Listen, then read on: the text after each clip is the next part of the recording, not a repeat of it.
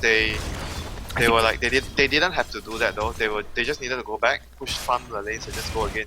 No creep wave, no necro books as well as the other thing. The Lycan necro units had expired. Enemy doesn't have a better late game than you as well, so you don't have to. You're not in a hurry basically, and it's the enemy in a hurry.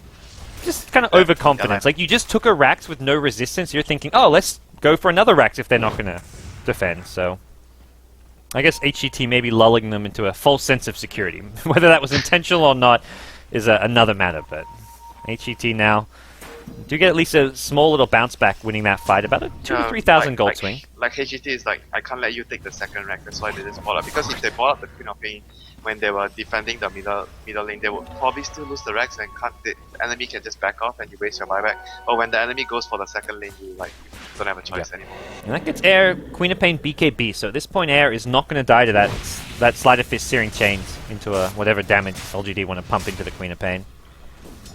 Yeah, that was a very important item for him to have. Like, finally he has it, and it's not gonna be like the last two fights he died because just from the chains alone. Like one chain's what Lycan hitting him, it's just dead. Yeah.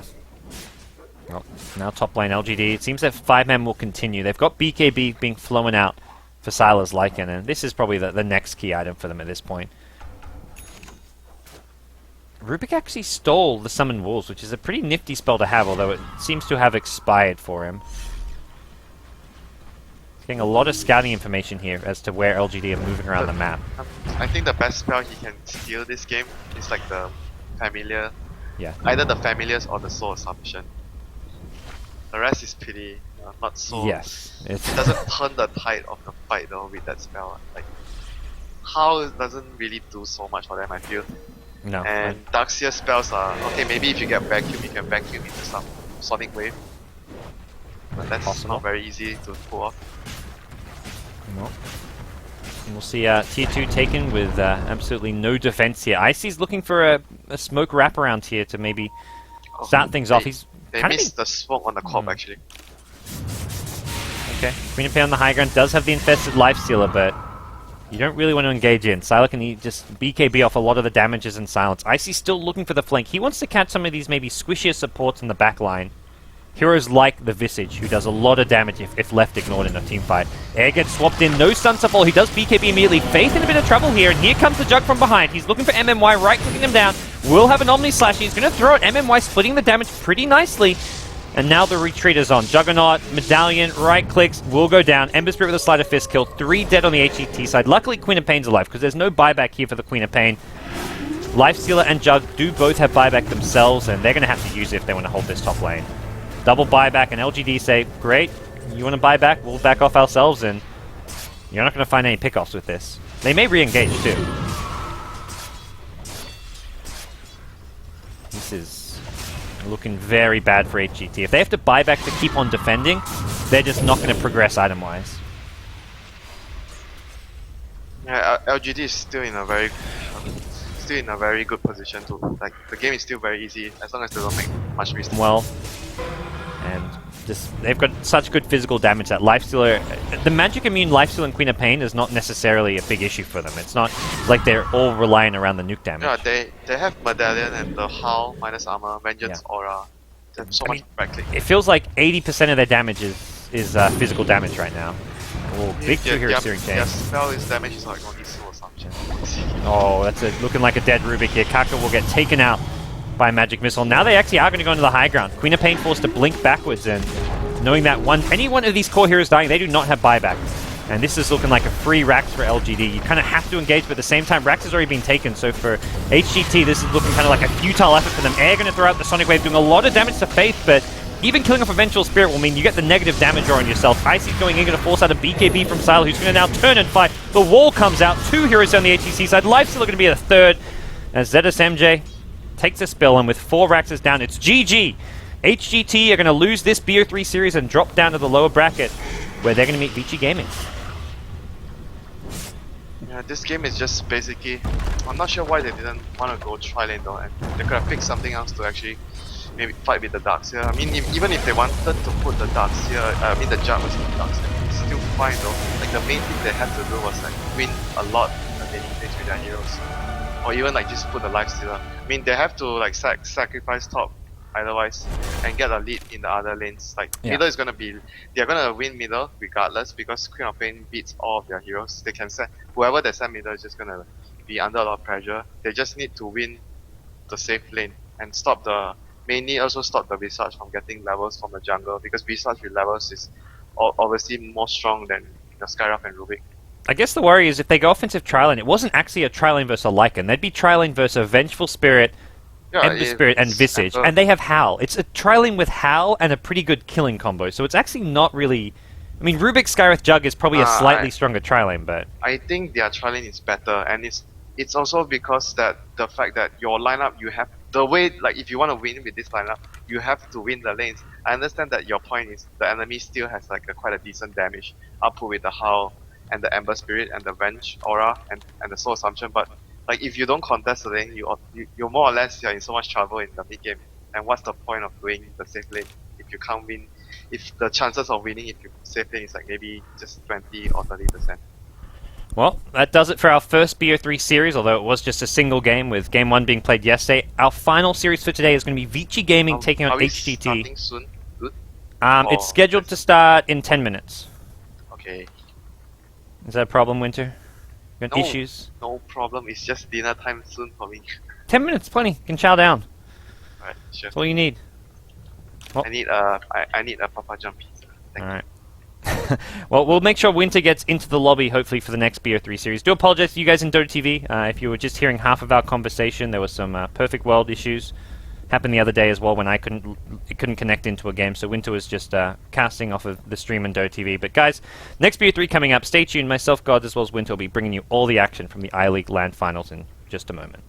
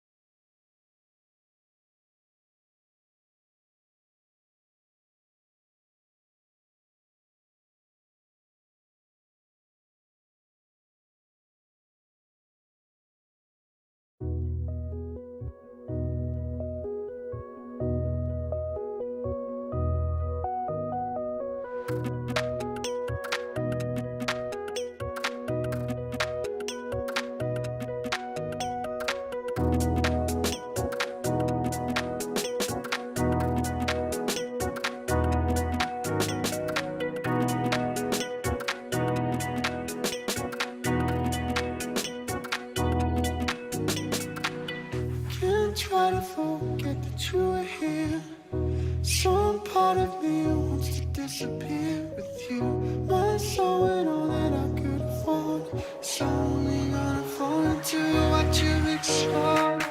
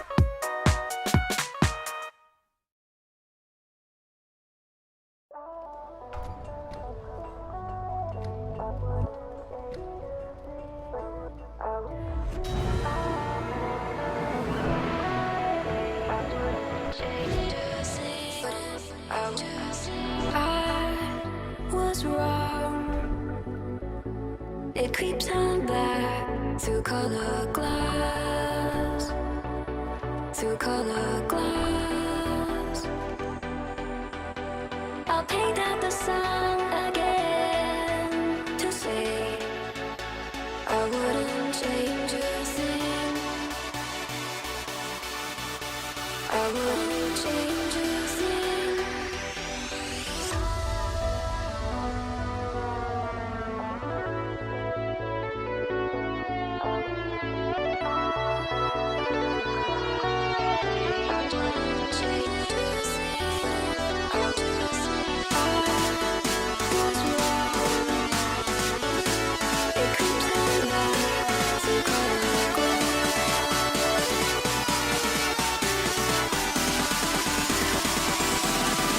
Come with me.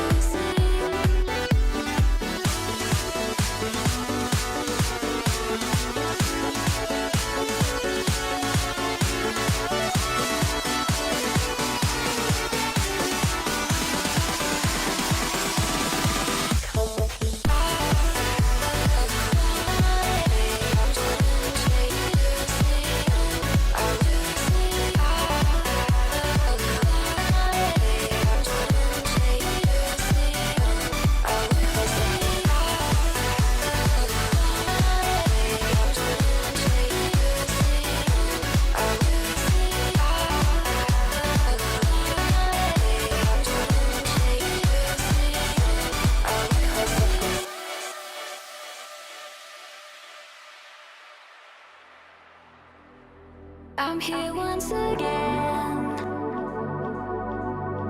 and I'm dealing, I'm feeling the pain. So who takes the fall again? Come with me.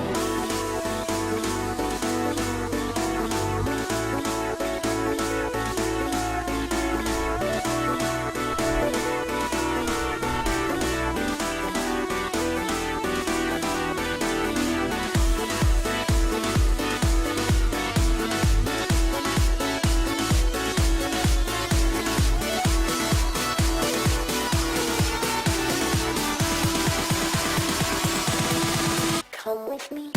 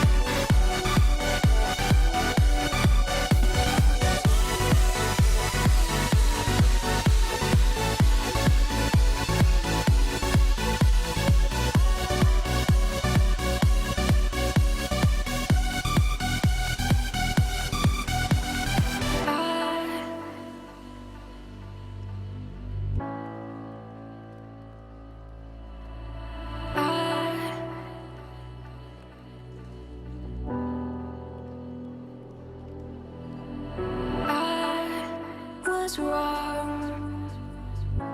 It creeps on back through color glass, through color glass.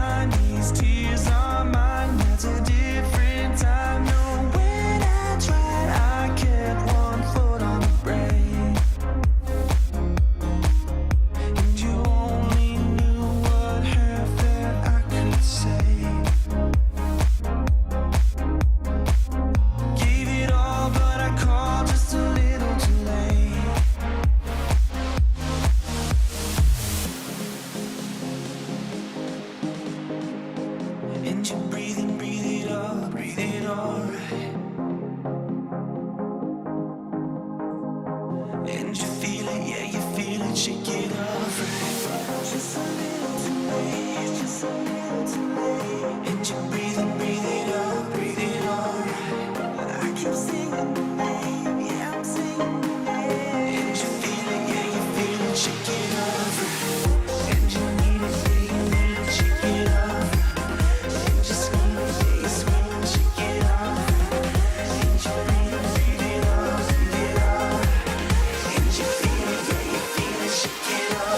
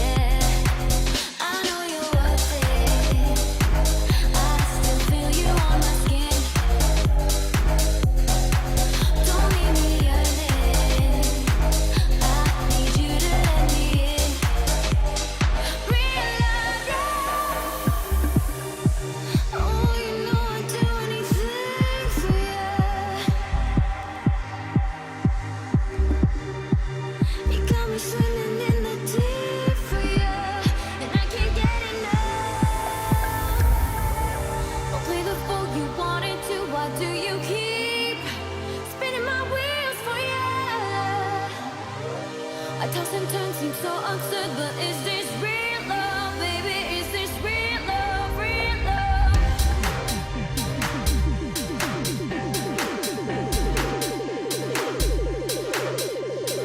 Real love, real love.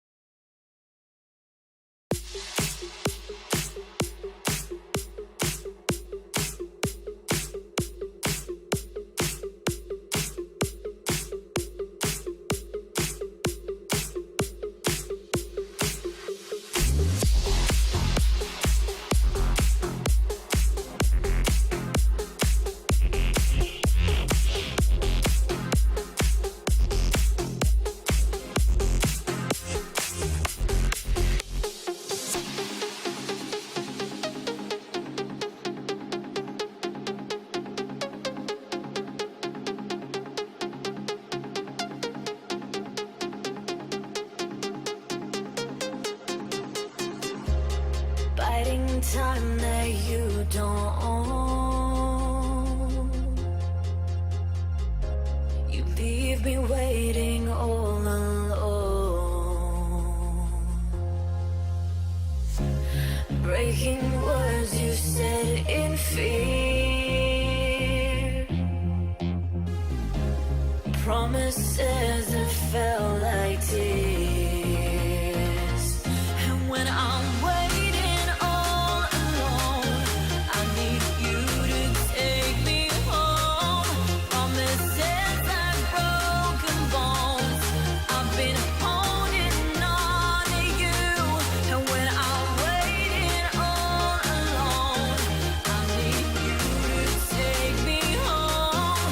Promises like broken bones, I've been holding on to you.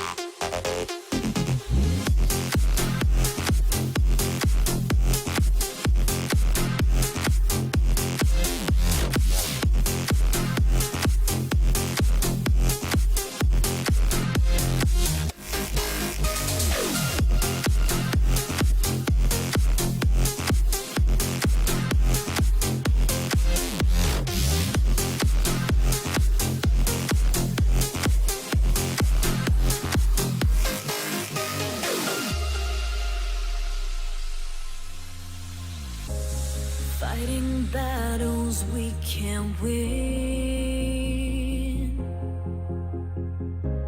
Can't you see the mess we're in?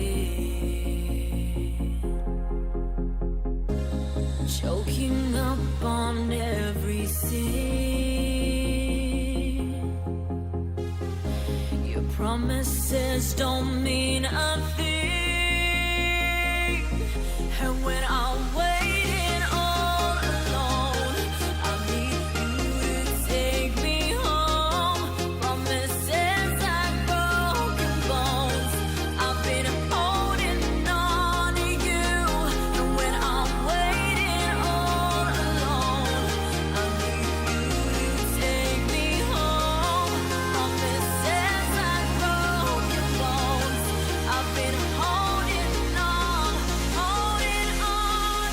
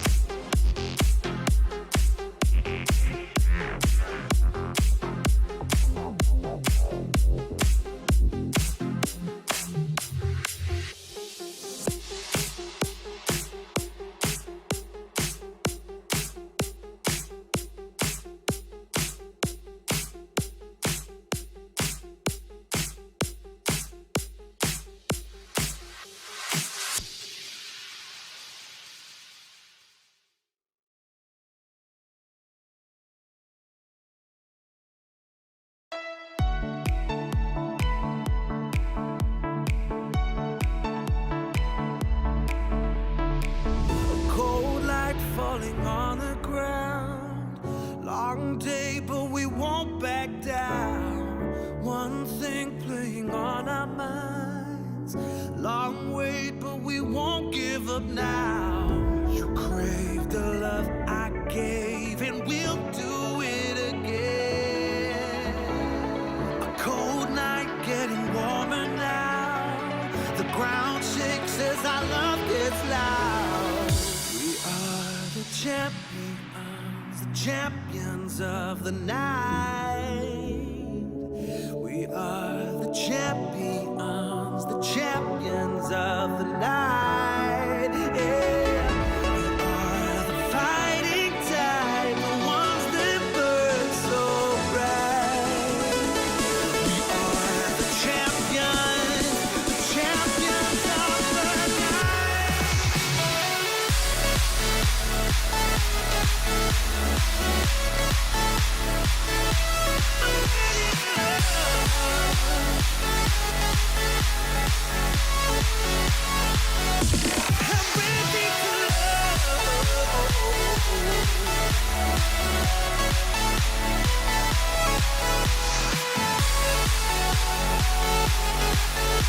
Champions of the night.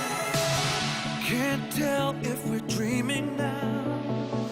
We watch as the fire falls down. One thing playing on our minds. Time stops and we don't make a sound. You crave the love I gave, and we'll do it again. A cold night getting warmer now. The ground shakes as our love gets loud.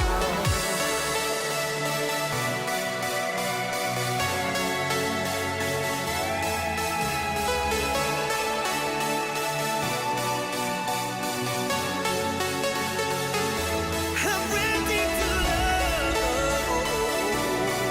We're the champions of the night. I'm ready to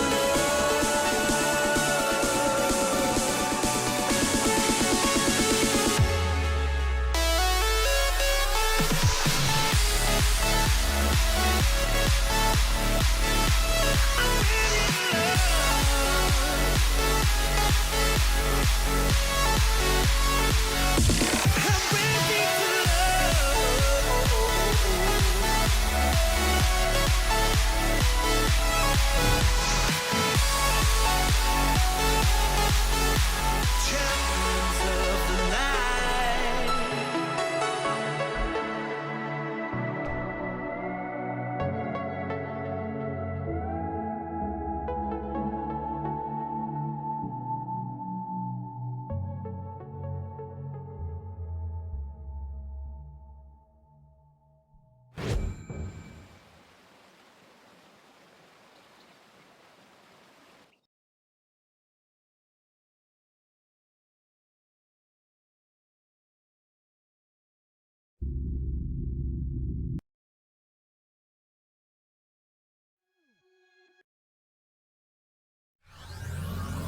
Sideline of goal!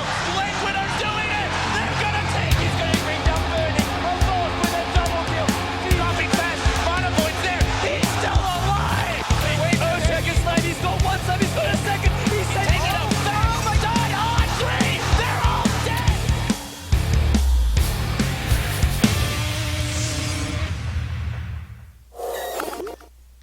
Welcome back, everybody, to the loser bracket final here at the I-League Land Finals. I'm Gods. Joining me is Winter. It's time for Vici Gaming versus the Hyper Glory team. How you doing, Winter? Yes, I loaded. Good. Success. Well, at least that's the first step to success. Step 2 is cast some Dota. And, well, it's going to be Vici versus HGT. Hyper Let me Glory ask. team has got to be the Hey, worst dude. team name I've ever heard, by the way. Dude, they changed drafter. Who did?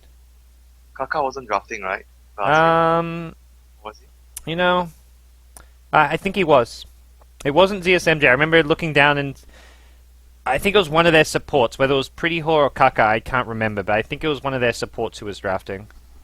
Okay, I thought ZSMB was drafting. No, he used to be drafting for this team, that's for sure, but he was not drafting in their last series, I don't believe. Alright, so, but you don't like their team name? No, it's I- terrible. Hyper Glory team? What? I can't think of a worse team name. pretty sure I can actually come up with a word. Yeah, actually, some guy in chat found something which is a different G, which is no, sorry, a different last word. There's worse names, but this is pretty bad. I don't know. It sounds super cheesy. At least it's like there's no obscene words. You know, Yeah. some team names are terrible. I guess so. I don't know. Not many pro teams. I don't know. There's not many pro teams with obscene names, I guess. Well, we've got ourselves a game 1. This is a best of 3. HGT kind of got smashed by LGD, I want to say. I mean, game 1 was close-ish, but it just felt like they didn't know what to do with their lead. Yeah, the issue I had with the game was like I told you, right? If they didn't go aggressive tri lane, how Yeah. are they going to produce the lead that was needed for them to actually win the game? Because if they don't have an early game lead, it was so difficult. You could see in the team fights because LGD's heroes are just so much better with levels and in team fight. Well, Vici Gaming going to go into a Viper after the Scarif, and this seems like a pick that some teams are doing after they see the Ember Spirit. It kind of doesn't force Ember Spirit to go safe lane, but it makes it a lot harder to send this hero mid because he does get outlaned pretty badly by a Viper, Yeah, typically. you never want to go up against the Viper as Ember. Yeah. Lane is horrible for him. And Ember Spirit's early game laning is pretty important because you want to get this hero involved. It's not like he's going to catch up in farm, because if your Ember Spirit is playing farm catch up, then he's not fighting, which is kind of what you want the hero to be doing around the 8 to 15 minute mark, perhaps.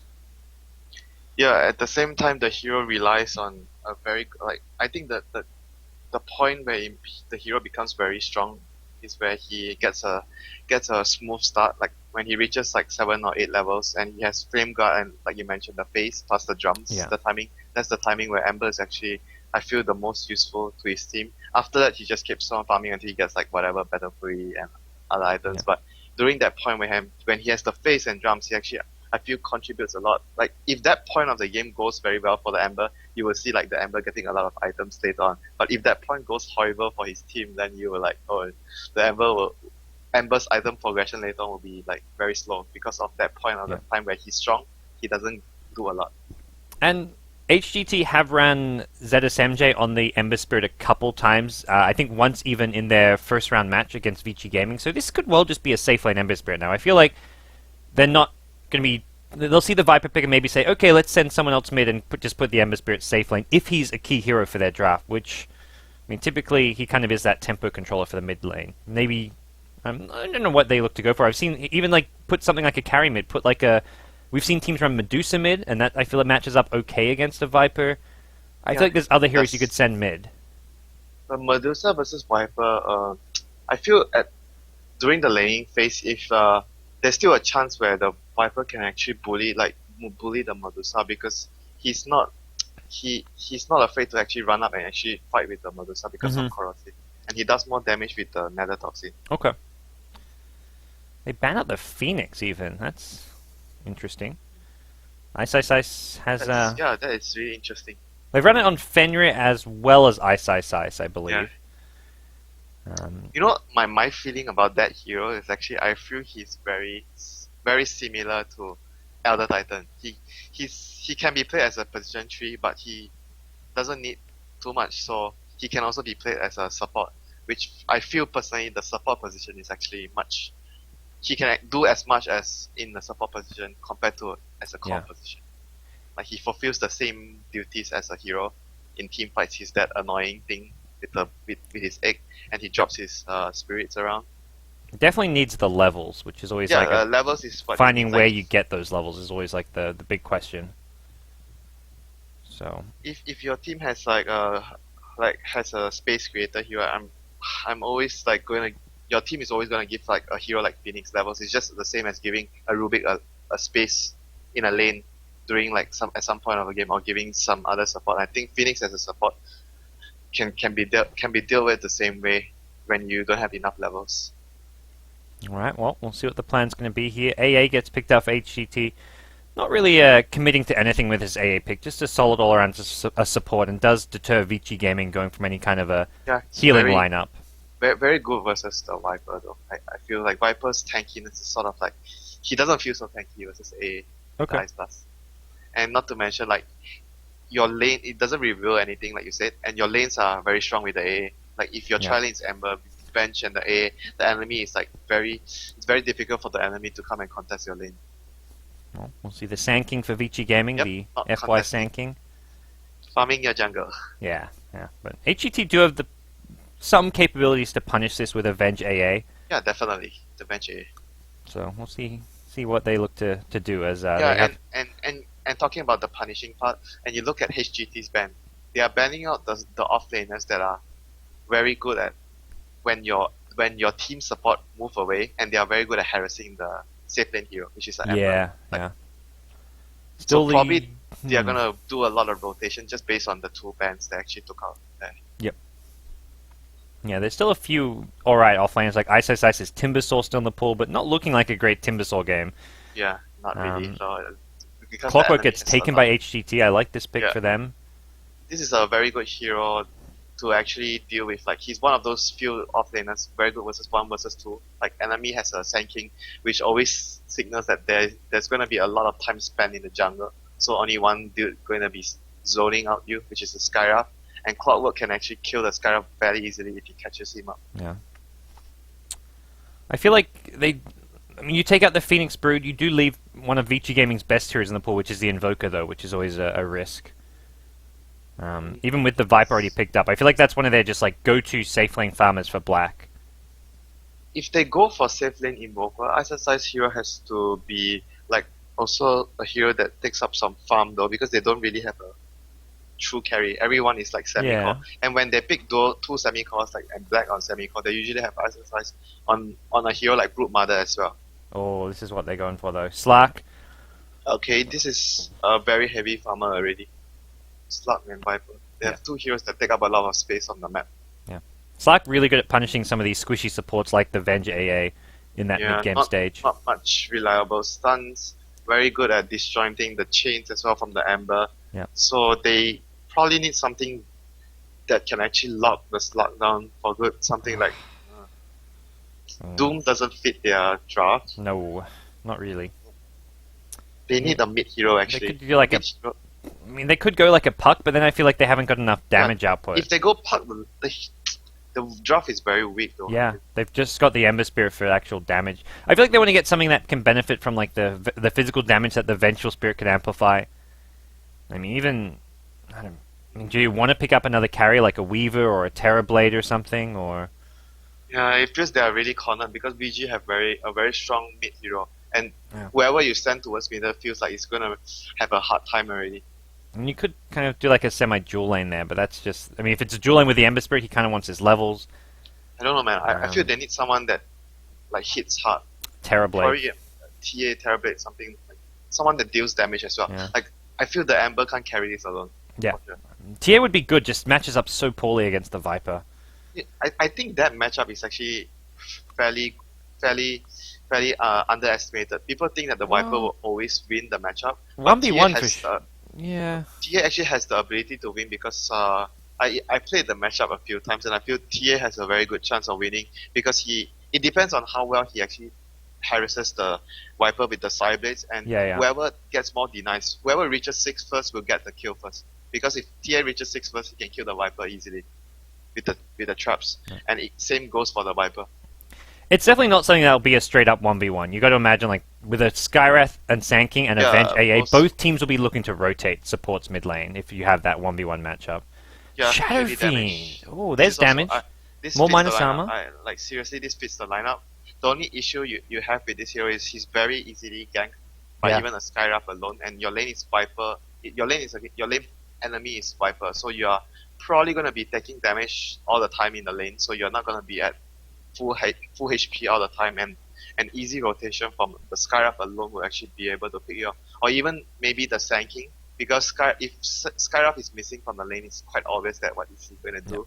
So probably you want to have the Skyraf on the lane zoning the top all the time, and the Sand King because you're stacking and farming jungle all the time, and you're not on the map, so it doesn't make it so obvious. And Sand So King's they're going to gonna- get his blink before SF gets the BKB, so you kind of know there's that window where Sand King can be using that blink Pyro Strike and, to gain. and this game it feels like the Shadow Fiend have to do a lot of heavy lifting, so there's a chance he might actually go for a Midas and go for a very heavy farming build.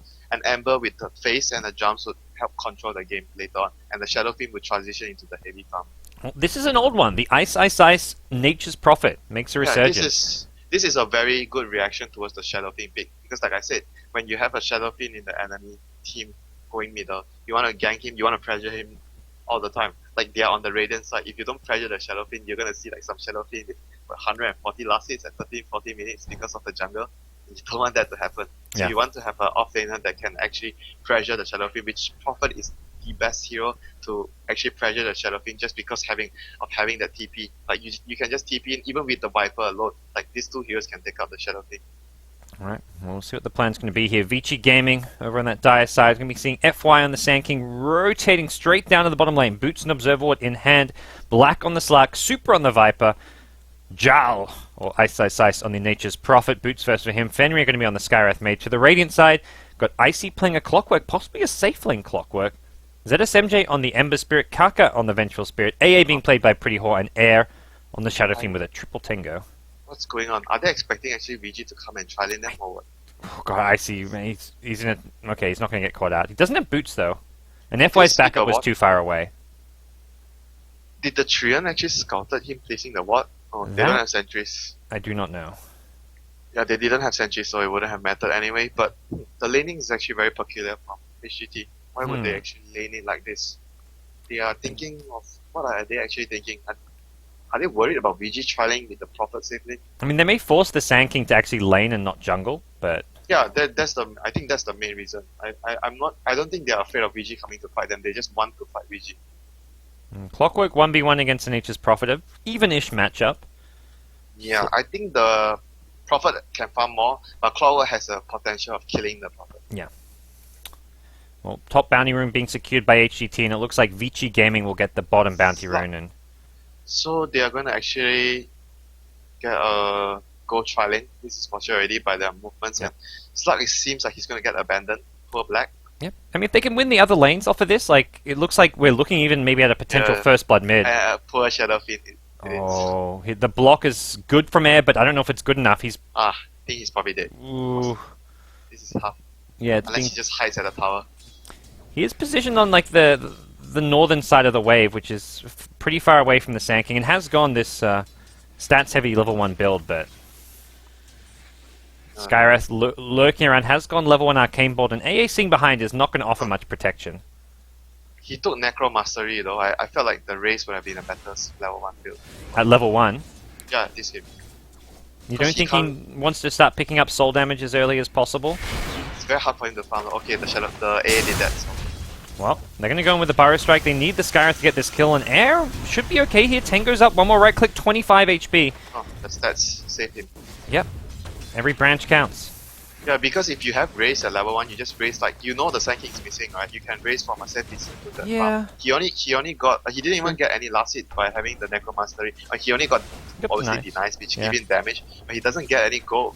That's the thing. Like, I felt that the race level 1 would have been actually a better build for him. Alright, round 2. Vici Gaming, let's go. It's going to be an AA though, it looks like. He's going to come down from the low ground and first blood going to go their way. Not the Shadow Fiend they wanted, but still a first blood for Vici Gaming.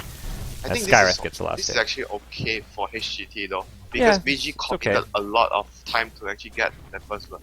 I'd agree it's okay. And they didn't get the Shadow Fiend like you mentioned. That was like the main target they were looking for. Yep. And you look at the CS, Ember Spirit and Clockwork in the two other lanes are both farming very well. Yeah, at least early Those on. Two lanes are very favorable for HGT. Alright.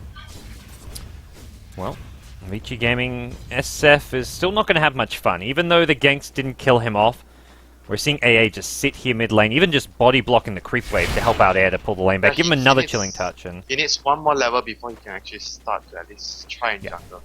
Level 2 is too low. He can't really jungle with level 1. The chilling touch will help get him some last hits here and even pick up some souls off of this, so SF catching up 1 CS at a time. SF is like one of those heroes that you can have a poor start but catch up very, very quickly. Yeah. Oh, what a rune. Regen rune for Ice Ice Ice. He was half HP, no mana. The RNG gods on his side. Yeah.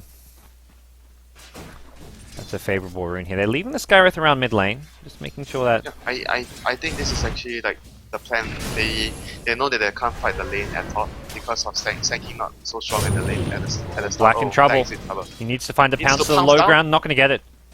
Oh dear. I think he had more than enough time to get the pounce off.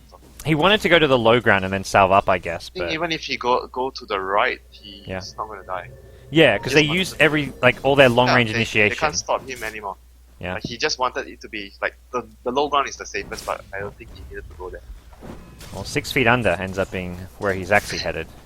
As he finds a very tough lane now. Zedus MJ Smoke. very farmed at top. Second smoke. They really want this Shadow Fiend, or they're never gonna give up. Smoke, both teams smoke in mid. It's the Viper who may go down first. He'll see it from the north. He's looking to run south. Does not have boots though, and as a result, Super probably going to die. But he's looking for the counter kill on Air. Who's going to die first? It's the Viper. Air will go down in return. FY still has a Burrow Strike available. Should get the kill on Kaka, but he whiffs it. The boots on the VS paying off there, and FY. It's a TPM from the Nature's Prophet actually. It's Ice Ice Ice looking to get pretty haul here. He's going to man up and fight. Ice Ice Ice taking tower hits. He's going to die. AA wins that fight. Meanwhile, in the south, it's Vengeful Spirit still on the run, trying to salve up. One more Arcane Bolt will help get this kill, but he doesn't have the mana for it. Here comes a Triot body block. Can it get there in time? It won't. One more right click. 20 HP. Kaka going to survive. Oh boy. Fenrir, is he gonna die? Fenrir. He's oh, you mean FY on the Sanking? No, Fenrir was taking Oh damage yeah, as in the well. mid lane. Burrow Strike out. FY. He wants this bounty rune. He'll get it. That I think he probably regretted not getting level 2 Barrow Strike yet. He probably regretted. Oh, he got the second Sandstorm. Yeah. Yeah. He had the. He could have hit the Burrow Strike on the Venge earlier, but he could have he- still, like he used Sandstorm first and then he Barrow Strike. Yeah, I don't think he quite realized how good a position Vici Gaming were in. Once the SF was dead, the Yeah, VS like, and AA had used all their spells. You would only do that if the VS had stun, right? The VS Yeah. already used the stun on the. He could have just straight up stunned and then Sandstorm. Like, he was in melee range to the Venge. Yeah, that was just like a It was rare a misplay. That's alright. Call it what it is. Still, HGT come out on top of that little clash, and the entire time Ember Spirit was just chilling Yeah, top, but getting his farm on. You could clearly see their game plan. Yes. The Shadow Fiend is they have like a target marker on the Shadow Fiend's head.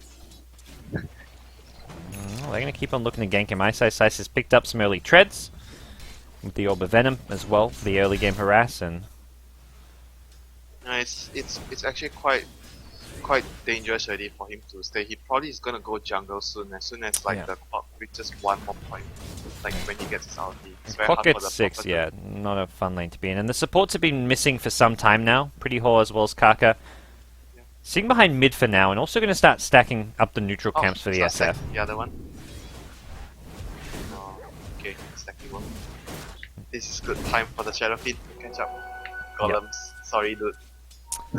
Alright, well, Sand I think the ganks on mid of... oh, actually, Viper Strike mid lane. DD. Air, TP out, Skywrath, one Arcane Ball. Not going to get the kill. My god, he couldn't 30 get there HP. in time to drop the right click with the DD.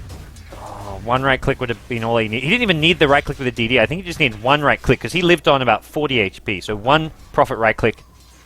Yeah, have but been it's enough. hard to tell from his position though. He sees the DD, Yeah, yeah. You're gonna take the DD and TP him, you're not gonna TP him without a Yeah, yeah. I agree. It's hard to judge though, yeah.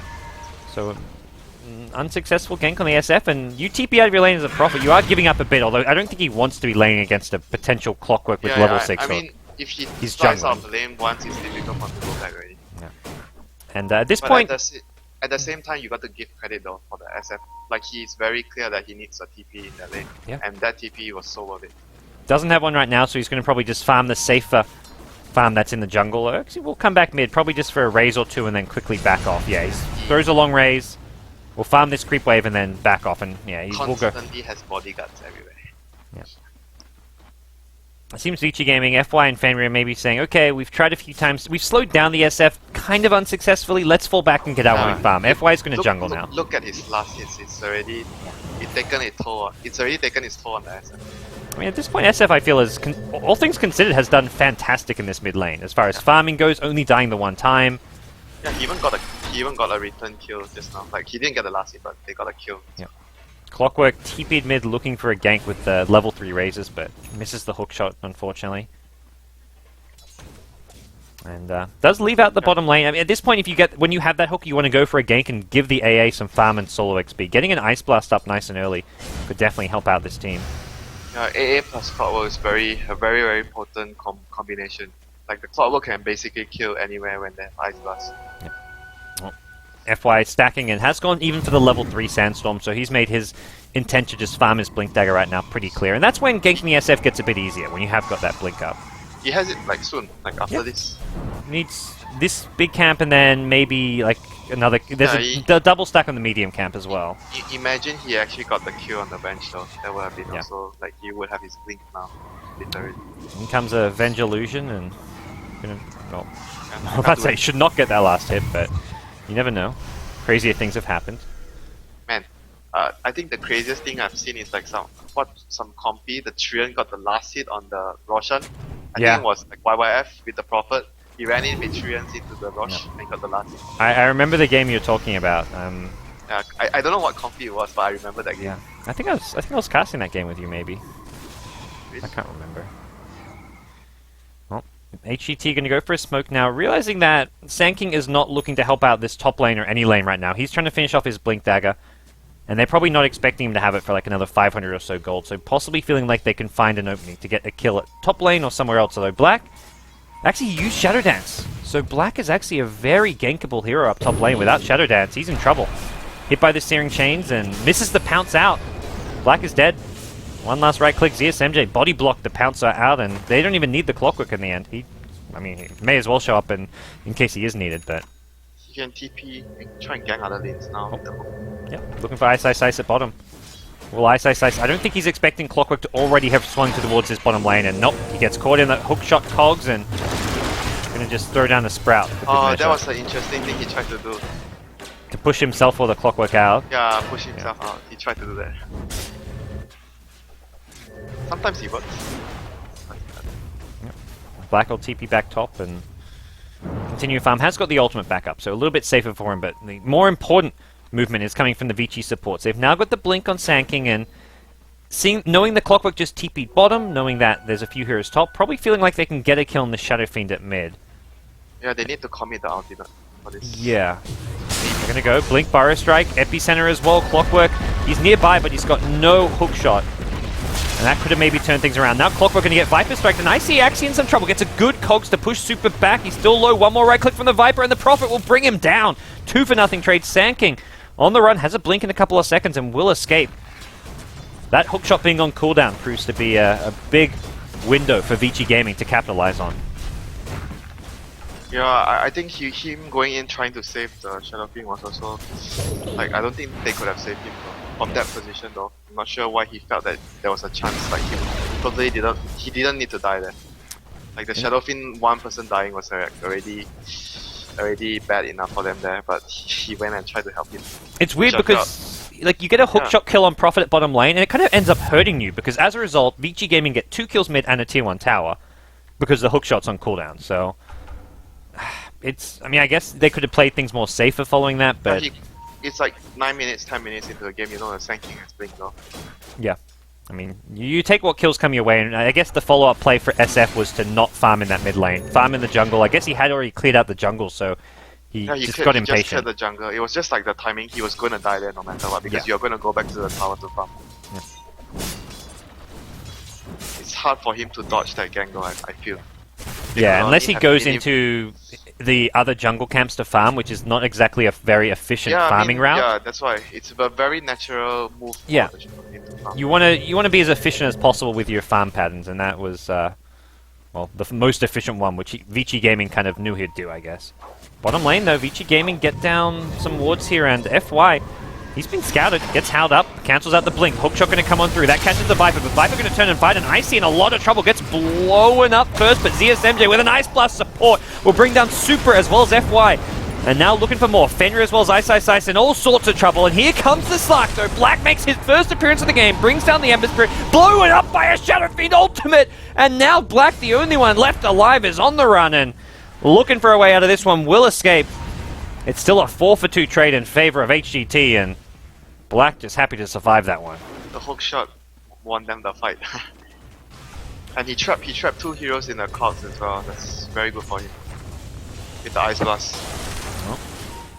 That Ember Spirit also showing up when he's needed. ZSMJ spends the early game farming, and then the timing hits. He's got Phase Drum's Wand, and this is really kind of like where he's starting to peak as far as his strength is concerned.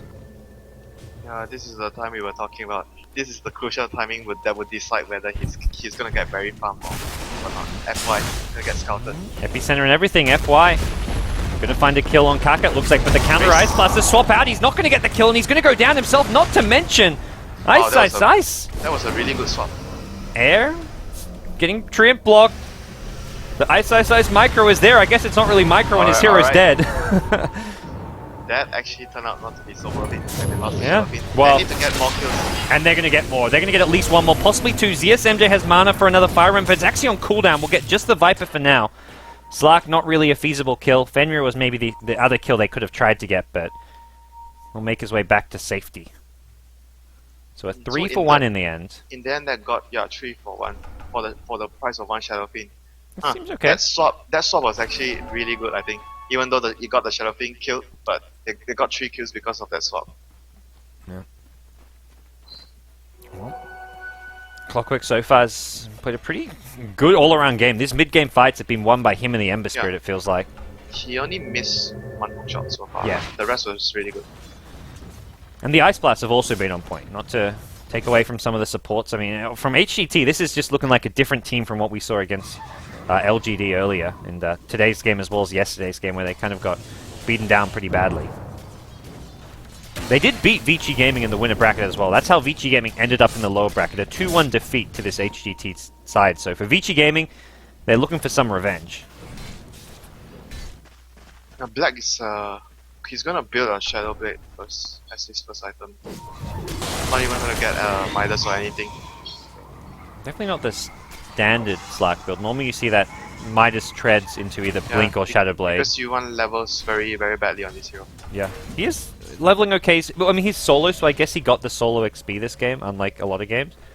And he's doing a little cheeky play here. Goes in with the Shadow Amulet and gonna catch out Icy, perhaps pounces forward, turns for a hookshot and a cog. Icy with the plays. He's gonna get chased down. The Mystic Flare will finish him off. Here comes your Ember Spirit looking for Black. He gets brought down with help of the Ice Blast. Does not get the heal in the Shadow Dance, and he's gonna see a second kill go the way of the Ember Spirit as he snipes the Skywrath. And that's very good play by the I don't think they're killing off ZSMJ. If anything, they're going to lose more here. Sleight of Fist comes through, catches 2 in the steering chain. Swap back as well. Kaka goes in with a stun, catches FY, who doesn't have any spells for a couple of seconds, but it's Kaka getting caught out here. Probably going to turn and fight now, and Kaka will happily sacrifice his life to prevent any further casualties. Yeah, but that Clockwork, he made sure that if he didn't do what he did there, that his teammates wouldn't have gotten a kill on the slot. He made them use those extra couple of spells and chase that a very little bit important further. To drop your spells before you die. You see the top illusion rune taken by the Air Shadow Fiend, and he's got his Ogre Club, 2k gold, not far from a BKB.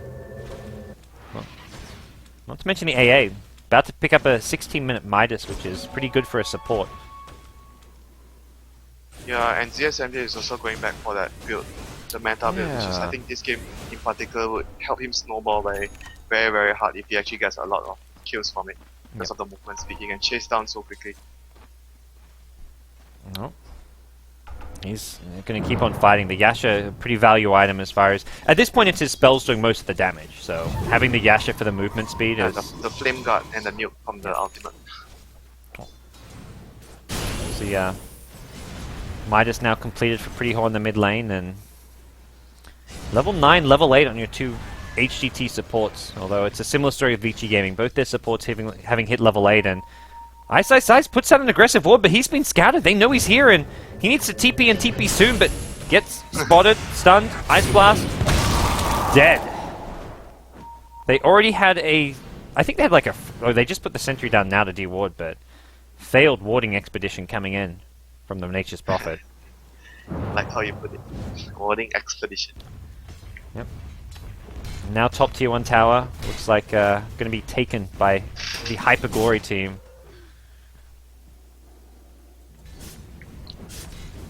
But I think this is a very good blade mail game as well. Proper blade against the enemy heroes. Ice Blast and Flame Guard. And Shadow Fiend, a lot of AoE damage as well. I feel like you definitely cannot count Vici Gaming out of this game. HGT have shown they sometimes lack the composure in the late game.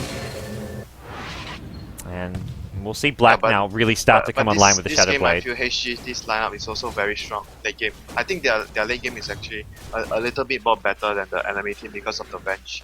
And they both have 2 cores, like 2 strong DPS core, but VG have another Prophet, so it's gonna be almost even, I feel. But the bench actually keeps it even for them. Yep. Shadow Fiend has BKB now, and they are going for a gank here. They need an Epicenter first. Yep, they're going to Epicenter, blink, Burrow Strike, Air does not go for the BKB, but there's a swap.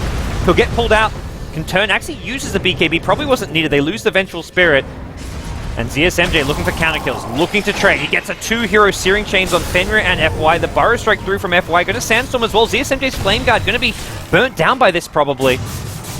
Slider Fist through, not going to catch FY, and it's a 1-for-1 trade on the support so far, but also a 10-second BKB used by the Shadow Fiend.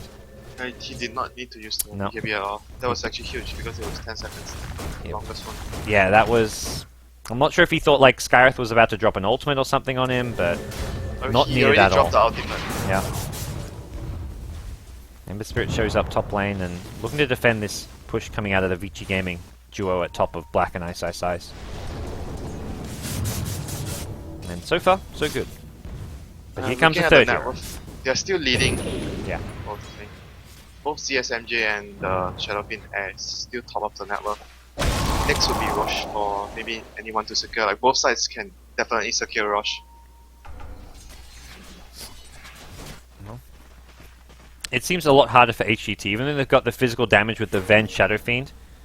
Vici Gaming are pushing out lanes constantly and making life a bit more difficult for HGT. Top tier 1 tower going to be denied by ZSMJ, and he's possibly looking at some kills here. They swap the Viper back in, and Vici, who are trying to prevent the tower get denied, end up not doing that as such, and also losing the Viper in the process. Yeah, their heroes are really, really strong now against taking all these fights at the towers, and VG doesn't have a BKB on the Viper yet, so he dies very easily. Black, Shadow Bladed up, going to run into, well, pretty much 5 heroes right now. They're actually clearing out the Ancients here. Not a real fight he wants to take. Yeah, I don't think he can get anything here. Yeah, and he's also about to get spotted. Runs into the Ember Spirit, gets caught by Searing Chains, and he's just going to look to run the hell out of here. There are Sentiots further up the lane, but he's more than okay. Get some valuable scouting information for his team, at least. Who do a bit of damage to the bottom tier 2. There's also a DD rune right by that Roshan pit, which does always kind of add to that threat of a potential Roshan. But right now, not really in the best position to go for it for either team. HGT want to fight at the end of the day. They don't really... They'd much rather prioritize ganking and team fighting. I think HGT is a lot stronger now with the BKB on the Shadow Fiend. Oh, they're gonna kill him. It's gonna be a big... Yeah, FYI, I think this is... Yeah. Ditch your friend. Ditch your support buddy. This is not a fight you want to take. Minimize casualties, basically. Yeah. He's going to linger around. He actually has level 2 Epicenter as well, so he's got some decent solo kill potential for at least the supports and... Yeah, with the proper ulti. Shadow Fiend probably a bit out of his kill range. No, Shadow Fiend is too difficult. The rest, he needs to kill the other heroes. Yeah. We'll see an Ember Spirit come down in the bottom lane as well, but he's also tanky with 1400 HP. And FY gets scouted by an Observer Ward, so this should be not as successful. And he's going to go hide in these trees, but they may find him here. They can just howl Venge or use howl, the rocket. yeah. Have a rocket and howl. They should be somewhat expecting this as... No, they're not going to scout these trees. They saw him near this bottom lane, and you got to somewhat anticipate Sanking trying to lurk around in some trees here. It's the net play. Yeah, Sanking is a hero that you just... Positioning is key. They're split up right now. An Epicenter would only be like Airs on the front lines. You're not really catching too much more. They do scout out 3 heroes by each other now with the Treants, though. But they're going to give up the tower. No other Vici Gaming heroes actually down here looking to defend. I don't think they feel comfortable taking a fight now. They are not strong enough. The Slug is still far behind. He wants to play the farm game right now, which I don't really blame him for. You farm with the Slug and the Prophet, you split them up, and you try to get a pick off with the Sanking with Blink. That's the better plan right now, I feel, for VG. The straight up fight is not, they're not strong enough. Basically. Getting more and more difficult to find those pickoffs. Everyone on HGT's side are very tanky. Sanking actually goes into a Searing Chains. The hook shot gonna miss! He hooks his teammate! FY though still gonna go down anyways, even with the missed hook. got some interference coming out of Kaka's Vengeful Spirit, and it looks like Yeah, Roshan gonna be Rosh claimed. feels like next thing for them. They can definitely do it very quickly. It's so hard to find kills for Sanking. I mean, the ward there preventing him, but everyone on this Radiant side is tanky. The Vengeful Spirit has 1200 HP with Strength Treads. SF picked up an Ultimate Orb, so he's at 1600. Icy's got 1300. Only really the AA is kind of a little bit squishy, and once AA picks up the Ogre Club, then you're looking at 1200 HP as well. So, not really sure who the target is as far as... I mean, there's not really any solo kill potential. Maybe with the Prophet Ultimate that's a little bit different, but... He's struggling to find openings. The only thing they can do now, I think, they just need to try and farm more than HGT. Use their global presence on the Prophet to farm the map and the slug. They can take out lanes very, very quickly, and just hope that when they actually defend high ground, they have amassed enough resources to actually defend. They killed top lane. The Shadow Fiend is Aegis being used, and FY is nearby with a Blink Burrow Strike. They're going to look to go for a second kill. The Ice Blast comes in. Air going to turn and fight with a Clockwork Hookshot. Locks two into place, and Air is going to win the fight. Gets three. And Fenrir are going to be brought down by a Sleight of Fist. It's a 4-for-0 trade. They just got too cocky. Should have just taken the Aegis kill and backed off, but they wanted more, and they got punished for it. Yeah, it was actually quite surprising they actually stayed for the SF didn't pop BKB yet, so... If they'd epicentered for it, I guess they didn't want to epicenter in case he did pop but BKB. He has BKB, so Yeah. I don't think you can kill him anyway. I guess if you epicenter in the trees and then get him with a Blink Burrow Strike before he Yeah, BKBs. he was even late with his... He didn't activate his BKB right away when he respawned from the Aegis. But he's now got Manta Style. He's going to be up to a very, very hard to kill status right now. That was another great hook from the Clockwork, though. He has been one of the big playmakers for this HGT side. Yeah, that definitely. That hook shot was the one that saved the SF, but I still felt that it was a mistake trying to pursue the second kill on the Shadow. It was way too greedy. Desperation though. They are far behind.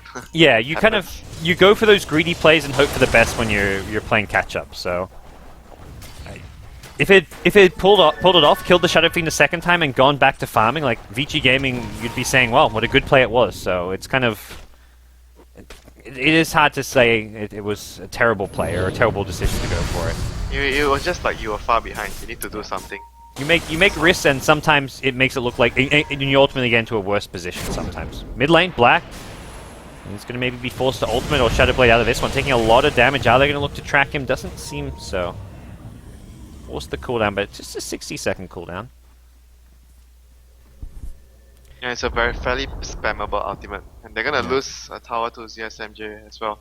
That was a tier 2 as well. He's suddenly got himself up to 3k gold, so he can start transitioning into that DPS item of choice, and it looks like gonna be a Battle Fury. No surprises. This is looking really bleak already for VG. They don't have... Oh, this Observer Ward is gonna find a second kill now at bottom lane. Gets the Sprout push, pushes Clockwork out of the cogs, but not gonna save his life. You're not gonna get out of there regardless, but VG didn't have Midas, so I mean, if they have Midas, maybe they can actually try and pull it really late, but they don't even have one Midas, so it puts them in a very difficult position. It's like really hard for them to out-farm the enemy now, because AA has an Ag Scepter now. Yeah, when you try and split push with a Prophet, like the Clockwork can always kill you with the A. Like I don't think he even needs the ulti of the A to kill you. He can pick you off alone. And SF going for this very tanky build, which I think is kind of the right build. He's got enough damage with the help of the Venge that just going for these pure defensive items is working out fantastic. I think the Ember is dealing a lot more damage now. He's just the tank. Yeah. I mean, Ember has the survivability from the Manta Style and the Fire Remnants to escape, and I mean, Sleight of Fist to dodge spells. Another hook shot. Bot again. Same ward. Black, trapped in place. Ice Blast will hit, which means he's not going to get the regen while invis, and pushed back by the cogs. Clockwork gets credited the kill. This ward has just paid off massively. That time combined with a Sentry ward, but they knew it was there. They even pinged it out after Ice died, so that was just silly play. It feels like Black didn't know or something, like communication issues. Yeah. The same, but 3% died in the same spot. The second one, like, somewhat understandable, like, but after that they pinged, like, there were 2 or 3 pings pretty much right where the ward was, saying, hey look, it's warded. At least that's what it said to me. And Vici Gaming still send Black there, and for whatever reason. I guess trying to think he can make some space and try find a kill, but at this point he's just not really equipped to go find solo kills. Hasn't even got his Skadi yet. And the Spirit can defend top. Did he leave a fire in at bottom? Yeah, he's got a fire in back bottom if they want to continue this push at the bottom lane. But it seems like they're just going to fall back, farm their jungle. I mean, you kind of mentioned, it feels like HGT even have the better late game. So they don't have to go high ground anytime soon. Yeah, I think even though the enemy has like three cores, but they're not as farm as you, and your dual core has a bench backing you up,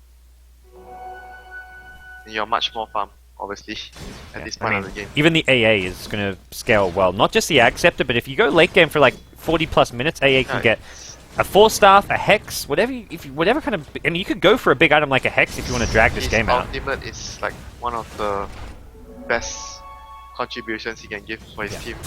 Just hit it on the Slack and you win the fight. Well, maybe not, but maybe it's not that simple. But the Slug is like handicapped with the Ice Blast on him. Yeah. They're going to keep working on what I imagine is a Skadi. And he's most of the way there now. Here's MJ up top, and killing him just not really an option. Especially when he's got the Manta Star to get out of a Skywrath silence. He's unkillable. Unless you're like full nuking him from like Epicenter into a Blink Burrow Strike with a Skywrath ultimate to try burst him down. Yeah, but that would be like everything burst damaged at once, and it's just not really that feasible. It's very hard for them to take any fights now. All they can hope is just buy time. Black's given up on the Skadi too. He's going back for a BKB now. Picks up an Ogre Club. I'm not sure how much he actually changes though. He's still gonna get hit by the Ice Blast. I mean, yeah, the right clicks, they have a lot of right clicks. He's still gonna be fairly vulnerable. Another tower to be taken in HGT. Actually gonna hit a Searing Chains on FY. And this is what Vici have to do, just go for these trades, but Ember Spirit says no. TP's back, Battle Fury's through the creep wave and will defend and also have the Fire Remnant, I imagine. No Fire Remnant? Don't actually see a Fire Remnant at the mid lane. No, they want to wait for Rosh, they just ping Rosh. They're gonna wait for Rosh. Yeah. Play on the safe side. Ember's still farming well, he can pick up a Crystallis soon. Skadi is actually completed for the Shadow. Yeah. They've got a lot of big items coming their way. They got the Skadi, Clockwork working on a BKB, AA's picked up the Staff of Wizardry, which is probably the 4-staff, but could even be like a Yule Scepter to set up a guaranteed Cold Feet. But more likely it's the 4-staff. Yeah, you want to have at least one 4-staff against the Skywrath ultimate. And the second Barrow Strike, you just 4-staff out of the ultimate. Yeah. Well, game 1 of this best of 3 looking very bad for Vici Gaming. HGT have shown that they may be the Vici Gaming Slayers, beating them already 2-1 in the winner bracket, and Vici Gaming are in a tough spot, at least as far as game 1 is concerned. They were crushing yesterday too. They 2-0'd IG in convincing fashion, then 2-0'd MVP Phoenix, so... Oh, FY. Yeah, that's not a place you want to be. That was a smoke gank though, so I guess that's the good news is you tanked up the smoke gank for your team, so no one else has to die. But straight down the mid lane we go, says HGT. There's no Epicenter for the time being, and there's no buyback for the Sand King. This is... feels like it's a wreck already. There's no wave clear on the Vici Gaming side. They don't have... They have buyback on the Viper, they have buyback on the Prophet, hopefully if he dies. Viper's just gonna go in and kind of suicide at this point, it feels like. Do as much damage as he can. And they have 3 buybacks, Slug has buyback as well. Okay. Super, Ice Blast going to be off the market, swap back actually, and also out the BKB. Super now going to Viper Strike, and it looks like Kaka is overextended, not the best swap from him. A bit too aggressive perhaps, as looks like Sankey about to respawn. Ice, still alive. Oh, that was actually really bad for silly, them. yeah. I think they could have actually gotten the Rex, he just needs to stand behind and swap when they initiate. Just sit back, right click the racks, and if Viper goes in, you swap save whoever gets initiated on. Or that's the point of his item build, right? From the Shadow Fiend, he built like the tanky build so he can just stand there and hit, and the bench will just stay behind him. Venge did not follow the plan. He needs someone he needs to give him a little pamphlet and say, look, this is what we're doing. Stick to it. Too confident already, and the Rosh just respawned. Not sure if BG... Oh, they're gonna scout it. Well, I mean, they can get this if HGT don't come and If HGT are nice, basically. They're gonna take quite some time to kill you. Yeah, if they want. and Clockwork will constantly... Clockwork scouted already with a Rocket Flare, so almost no chance I can see Vici getting in there uncontested. Yeah, definitely no. Oh god, ZSMJ almost has a Daedalus, by the way. He's 1k gold short of it. Both him and Shadowfiend are just massive. They're, I mean, Shadowfiend's a full 8k ahead of the Viper, Ember Spirit 6 to 7k. The cores of Vici Gaming are just not keeping up. Yeah, that's why I felt like I was surprised that they didn't get Midas. Almost every time I've seen Black play this Slug, he has gone for that Midas Or build. even like the Prophet go Midas, like one of them used to be, not sure though. Like, yeah, preferably on the start though. Maybe even both though. I feel it's still okay for both of them to go Midas. Yep. Except for the gem is constantly causing problems as well, dewarding whatever vision Vici Gaming are trying to get here. Ember Spirit, I mean, Sand King at bottom is being pesky. No, he's not. He's going to TP home. I thought he was about to do some creep skipping, but... Look at HGT, they just ran straight to the road. It looks like Vici maybe want to... are they contesting this? They haven't got Slark there. No way. Maybe Try to steal Sand King could go for a steal. That's about it. AA is using his Ice Vortex to scout things out, though, and that makes life very difficult. Yeah, just can't do it. Ring of Aquila going to get dropped, and he's like, someone pick up my Ring of Aquila. Leaves a magic stick behind, and we'll TP home to deposit the Ring of Aquila. Expensive item, dude. Yeah. It's like a 500 gold sell. I think he sold it off already, and here we go. Daedalus can be purchased by ZSMJ if he wants to now. Maybe safe for buyback. If you're going for a high ground push, Ember Spirit's a good hero to have buyback on because you can instantly Fire Remnant back into the fight. I don't feel that he's gonna die though. That's the thing. It's unlikely, but I guess he can It's be very like unlikely. one of the front line. He's more likely to be the target than Shadowfiend. Shadowfiend has Aegis plus 3 defensive items, so it's more likely they try kill the Ember Spirit. DSMJ almost catches Slark as he's TPing out. And Slark has finished a BKB.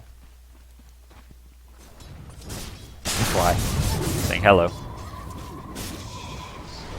DSMJ gonna... So do they still have buyback on the slot? No, they can't buyback. Yeah, they don't have buyback on slot. They have buyback on Prophet and Viper. Prophet Viper. Yeah, they're probably hoping I to feel farm that this they Slark need buyback. to use buyback to defend. Black gonna find ZSMJ up to the side here as he's coming in, and not gonna be a follow-up damage here. Radiant crew actually lose their crew. That's Ice TPing in and gets Slark almost enough money for a buyback. Hookshot forward here, they're going to engage, and it's Air on the Shadowfiend doing a lot of damage from the back lines. They snipe the Viper to start things off, and he has got the buyback ready. It's good to go. One Sleight of Fist Searing Chains combo catches Fenrir, gets him down to half HP, and Rax has been claimed. They're swinging top now. Ice was trying to creep skip and get rid of the creep waves, but not successful in doing so. Now the buyback comes into play. Count's going to miss as Black gets a bit further back, and it seems they'll just retreat off of this. They've still got a good duration left on this Aegis, and they don't have to rush things. Although they don't really have a creep wave coming their way. They can turn. Yeah, they can turn and fight. They want the Viper, and this is going to quickly become a dieback if Super's not careful. Air gets off a good Requiem of Souls. They lose the Sand King to start things off. No Epicenter for you. Super dies for a second time, and Ice TP's in. Well, he's just going to call GG. They only kill the Ancient Apparition. The Aegis on the Shadowfiend going to give him that second life, and Black, well, probably dead if it wasn't for the throne going down first. I'm not sure though. I think the most crucial point of this game was like they needed to have Midas though, like in this sort of game with their lineup. They need to have Midas, at least one Midas. Definitely don't feel like they got outdrafted in any way. It was... Yeah, they could. Their heroes are okay. I think they just needed Midas to at least keep up. Like they didn't have a fairly good start, but it's okay. But if they have the Midas, it sort of compensates. Like they were hoping to really punish the SF in the first 5 minutes, which didn't succeed. But even with it not succeeding, Viper still outfarmed the SF, and Sand King got like what 9-minute dagger. Yeah, still. 9-minute dagger. And if Slark and Prophet just played some Midas late game farm Dota, maybe things could have gone a bit better. But yeah, definitely it would have definitely gone better because the Ember was like so much stronger, and they went for like the fighting build. They went like Blade Mirror. Like Blade Mirror is really good on Prophet this game, I feel. So yeah, I think they just thought they could win the mid game, but they actually got crushed by the Ember when he has face and drums. and the game went downhill from there, and they didn't have Midas, so they don't have a backup plan after they lost the fights during the 10-minute mark, and it was really difficult for them after that. Alright, well, game 1 in the bag. HGT looking to slay Vici Gaming for the second time in one tournament.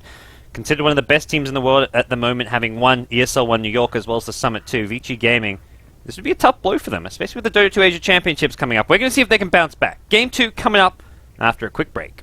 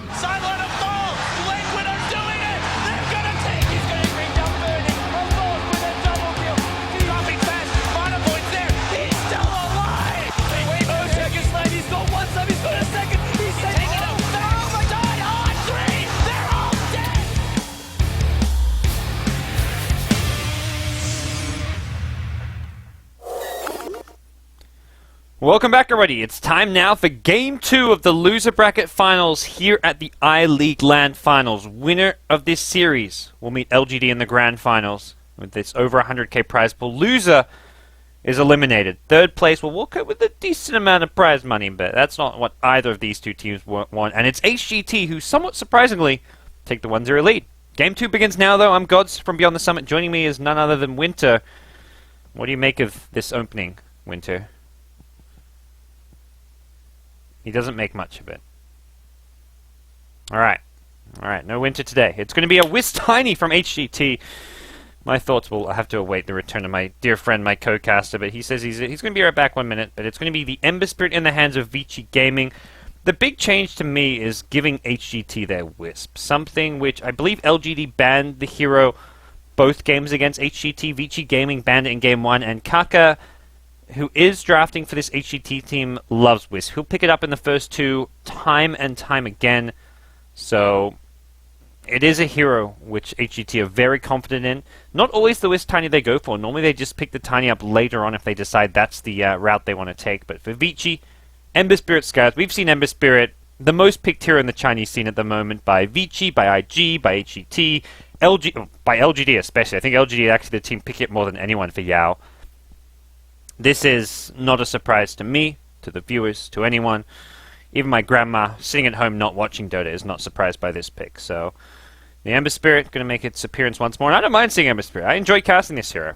Can't play the hero for shit, but it's a lot of fun to watch and a very fun hero around those mid-game team fights. Around the 10 to 20 minute mark, you're kind of generally guaranteed that this hero is going to be making a lot of space, doing a lot for his team.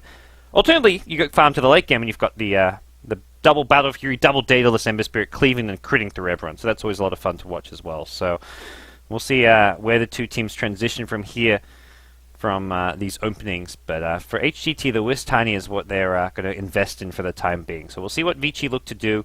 As far as dealing with Whiz Tinies, I feel like Disruptor, one of those supports who can kind of pseudo-counter the relocate. That's where it gets banned out. Tidehunter, another good hero when they relocate in, just having the Ravage and also the Anchor Smash, which can deal with a lot of the physical damage in a late-game scenario, especially if Tiny does ultimately get a BKB.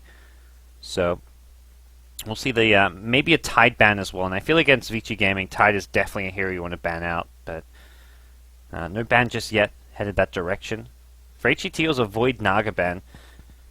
And well, we'll see what the plan is. Winter, are you still gone? Are you back with me yet? Okay. Hello, Winter. Hello. How are you? Sorry, I had to finish my food. That's okay. That's all right. I didn't need you anyways. I wasn't here sitting by myself crying, but it's okay. Did you see, did you check the stats for Ember? No. I thought that was your job. You're my co-caster. You're my analyst. I thought you had a stats person at the studio. Isn't Brian there? You know, about that, Winter. It's 4:45 a.m. in the morning here, so okay, most of the house is on that normal sleep schedule. Me, I'm on the casting Dota schedule. This is going to be like my 9th or 10th game today in a row, and I'm feeling good. I'm feeling good. I want a game 3. That's what I want right now. I don't mind seeing you need more Red Bull. I do need. We've got a fridge full of Red Bull, as well as a garage full of Red Bull, which can also refill that fridge. So there is plenty of Red Bull to go around. You want some Red Bull? Fly on over to LA, and I'll give you a full crate of Red Bull. What about my Papa John's that I ordered just now? Your Papa John's? Is that what you had for dinner? Do you have Papa John's in Malaysia? You were supposed to give me Papa John's. I mean, we have it in Malaysia, but I didn't have it. Well, shoot me your address, and I'll order you some Papa John's. So it's gonna be the Tide. I thought they'd ban this, but they banned the Brute instead. Yeah, they're more worried about VG's the Brute. Their shenanigans. They play a really good Brute. They know how to use that hero very well. No. Well, the Tide is great against the Whiz Tiny. I mean, just because it's hard to relocate into a Tide, and Anchor Smash good against the Tiny physical damage in the late game. Yeah, that's for sure. So it's a kind of natural pseudo counter to the Whiz Tiny. Another hero I think that's a very good counter to Whiz and Tiny has been long forgotten or gone from the meta. The Enigma. Haven't seen anyone use that hero anymore. And Vici they'll play the offlane Enigma for Ice every now and then. They don't do jungle. No. Anymore, right? They always pick it as 3. They used to. Okay. Fenrir and FY do not play jungle heroes, apart from the Sand King. They don't do Chen, Chantress very much. They don't Enigma. They used to, right? I think they used to. Very rarely, but a little bit, I think. Ooh, a Silencer. Pretty good against Ember or Tide, as far as... And you can kind of combine this with the Relocate. Yeah, very good with the relocate. Yeah, exactly. Very good with the Relocate. They need initiating hero next. There's still Puck, no Bat Rider. Puck and Bat Rider will be the best for that job.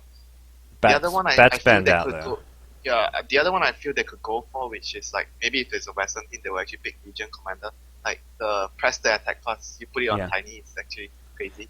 It feels like they need a hero who can fight more constantly, because otherwise, whenever Global Silence is on cooldown, Vici Gaming will be using this Ember Spirit to constantly fight. Now they get a Juggernaut on top of that. I feel like Vici Gaming could just overrun HGT, and Might HGT actually can't fight be a except when they have support. Global. It might actually be a support Juggernaut though. Seen them do that before. Yeah, it's not. I mean, I've seen Black, I think, play it once. We're seeing more and more core Jug as well from some of these teams, but Yeah, like enemy has a sort of weak support, so Silencer and Whiz. So your Juggernaut can run around and like if you start with boots as a roaming support Juggernaut, you can Yeah. actually have a very good chance of killing the Silencer if you actually find him. and not bad against Tiny because the Omni Slash obviously not worrying about a Craggy once you're in that Omni Slash. And if you go for that kind of Mask of Madness build and get all those extra attacks off as well, Yes. you're doing a lot of damage. This is tricky though. What they want to pick next? Well, even more carries. Like Slug still works very well with the relocate. That's for sure. Oh, They need Space Maker now. They have 2 Space Takers. you mean HGT need a Space Maker? Yeah. Yeah, absolutely. Whatever they're like, maybe a Clockwork again. We saw it work out pretty well for Icy last game. Clockwork's not very good with the Tiny though. For the Yeah. reasoning because of the cogs might actually work against you. Otherwise, you're looking at like a Timbersaw type hero, but not many powerful offlaners left in the pool. A Doom or Batrider would have worked nicely, but those are 2 bans. Now the Timbersaw gets banned. What offlaners are really even left in the pool at this point? Like you mentioned, the clock. Darks here is like maybe no. I'm not sure because they Right. don't pick that. This team doesn't pick Darks here. And yeah, I think it's either clock or maybe if you stretch it, it's a puck. Are on the dire side where the offlane is a little bit easier, it feels like nowadays. A lot easier to block the creeps, that's for sure. Yeah. We saw there was a game earlier today where Earthshaker on the safe lane for the Radiant fissure blocked the creep wave, and the creep equilibrium was still like right by the dire tower, even with an Earthshaker fissure blocking to slow down the creep wave. It was just crazy. So we'll see what HGT look to pick up here. Puck could work. It just definitely not expecting a fast week. The other offlaner is the Centaur. I feel Centaur maybe could work. Centaur is actually alright as well. Like it synergizes quite well with the Tiny. You can keep chasing with the Slug as well. Yeah, actually Centaur could be a good pick. That's for sure. Well, Vici Gaming now looking for either another support or possibly Black's hero, depending on how they want to run the Juggernaut. Yeah, the last hero will determine how they're gonna run this jug. Either a support or a carry jug. Yeah. Carry jug sounds alright as well because like you mentioned, the Omni Slash doesn't care about Craggy, so Yep. it's a good way to deal with the Tony. Oh. So it's gonna be a carry jug. Yep. Line comes out. Pretty good against Disable, the yeah. Slack Tiny. Yeah, definitely. You need disable against Tiny. You need like Yep. a lot of disables, and like to a certain extent, the mana drain also could be useful against the IO or the Tiny. Just having an Impale can go through the Slack, Shadow Dance, and just that small little thing which Yeah. can sometimes matter. All in all, a really good pick. But Yeah. I still think the Silencer could also make the Lion's job really difficult in the fights. If for Vici Gaming, I feel like they're not going to be looking to just take a team fight every few minutes when Global Silence is up. They're going to look to take a fight. If Global's used, Yeah. try and just cut their losses and then take another fight when it's on cooldown. Take a lot of small skirmish with the Sky, Yeah. with the Lion and the Ember. They're not going to like 5v5 you per se. They'll find ganks in multiple places across the map, and they'll try force out the Global Silence for like a small gain for HGT. If it's just like to save one hero but not get you any kills, then it's like It's okay, you're in a bad interesting. spot. They're using up so much time. It's 15 seconds left. They still haven't decided. Yeah, you got the time there, and may as well use it. Vici used up all their reserve time. They just want to do the same. As our last pick, Nyx Assassin. Yeah, they need a space maker, but Yeah, Nyx. I feel like the Centaur is maybe more. I feel like Centaur or Puck can be. The job is easier for them. Like Nyx is a bit really difficult. The one thing I think maybe not the last time I saw Nyx, but one of the times I saw Nyx in the past few weeks was with a Wisp +1, and really good at scouting out kills with like a Vendetta roam. Like you roam through the enemy jungle or around the map with a Vendetta, and you can find kills which you initiate with an Impale into a relocate. So that's one of the nice things about the Nyx. Yeah, with but this draft. he will have a hard time if the game doesn't go like 2 too. Yeah. Like, he can't farm like a centaur or a pug easily. Like these two heroes can clear away fast. Nyx is He's not farming. basically he's not gonna farm basically. No.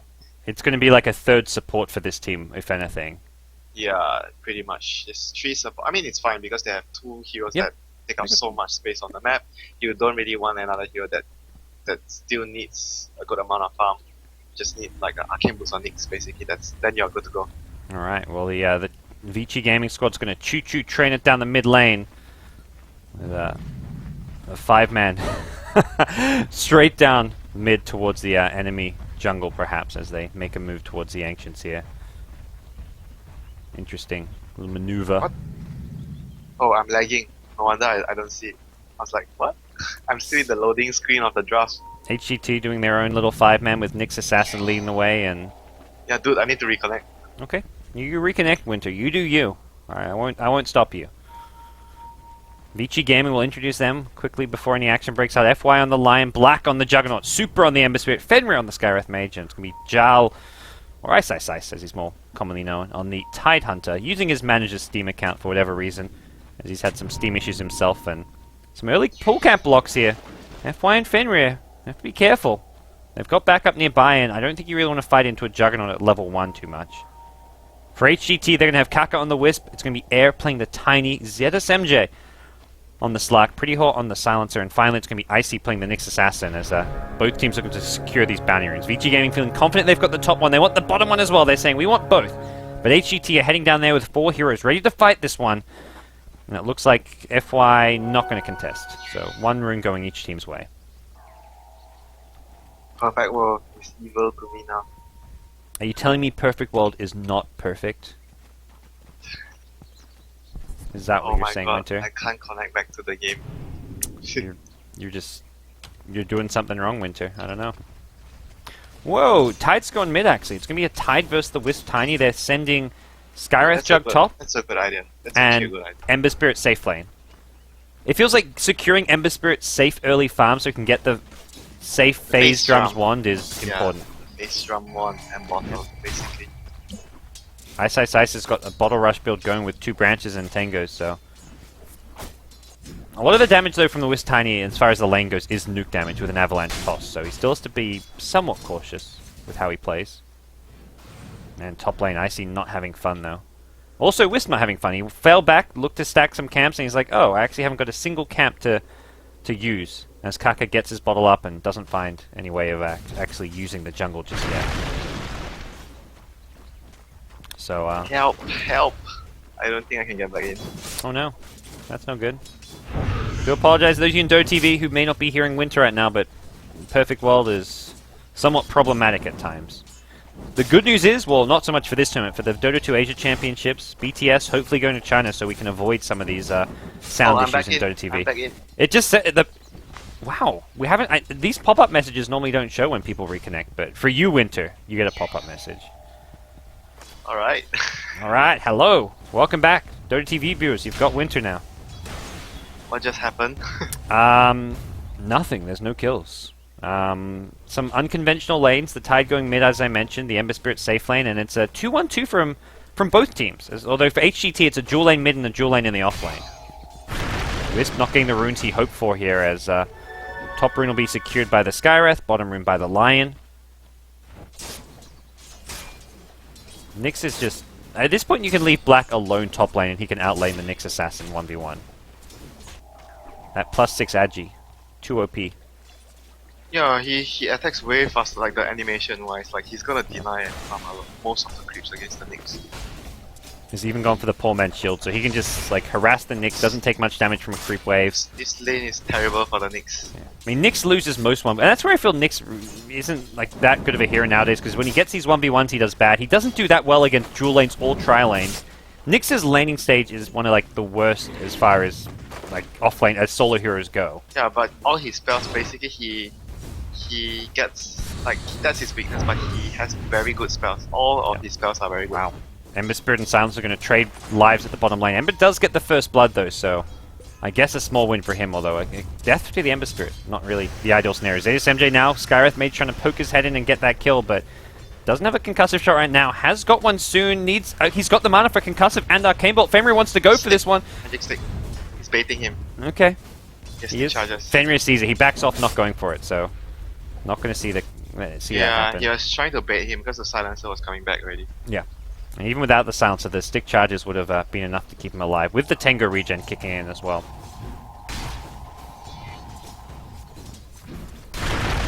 Middle lane, Tide. Well, Tide is actually. Oh, he missed the toss though. He wanted to toss him back to the tower. Oh, that was really close. Bottom lane now, another initiation attempt here. Ember Spirit has the Searing Chains, will pop the last word as a result and gets another kill for himself. As Slack will get one counter kill, or will he? The Hex comes into play, FY still leached in, will be brought down. But ZSMJ now needs an escape plan. If this Searing Chains lands, it's trouble for him, but the TP back in from Silencer on respawn will deter any further chase. As this time though, Wisp will secure a room, which is going to help out Tiny a lot in this mid lane. Yeah, the Tiny is doing actually really well. The lane. I'm sorry, I mean the Tide. Yeah. He's getting so much farm, considering the situation. 20 last hits. He's going to hit 6 soon, and that's where it looks like Lion is making himself appear. Yeah, No one in the mid lane. they can blow the Wisp up immediately. TP's bottom. I don't know. I think that TP That's bottom a was ward. scouted. Yeah. Oh, it's scouted Yeah, by the ward. I think it was scouted by the Tide mid as well. And this is possibly a dead Tiny. Ice will not hit 6 on this creep wave, and oh, it's top lane. Juggernaut says hello. So Level 3 kill. Blade Fury, and down goes your next. Didn't even need to use ulti for the kill. And bottom lane, this Wisp showing up is not offering too much. Lion gonna stack and then go back to mid lane. I think look for a Ravage kill on Air. Air's got 1 charges and a Bracer though, so he's pretty tanky, but Impel and Hex both available. 1 creep is all that's needed. Oh, there we go, level 6 available. Lion, position far back. If Tiny goes through a creep, we're possibly looking at a kill I don't here. think they got this kill. The ward sees the Lion, so Yeah. unless he plays really careless. Bottom lane, TP's coming in. It's the Ember Spirit looking to turn things around. ZSMJ dives for a kill, and looks like he may get out of there as well. It's Kaka on the Wisp, who's actually going he to missed the avoid chains. the chains. Tethers out as well. He Wisp missed will the now chain. heal up himself as well as ZSMJ. That's a big win for HGT in the bottom lane.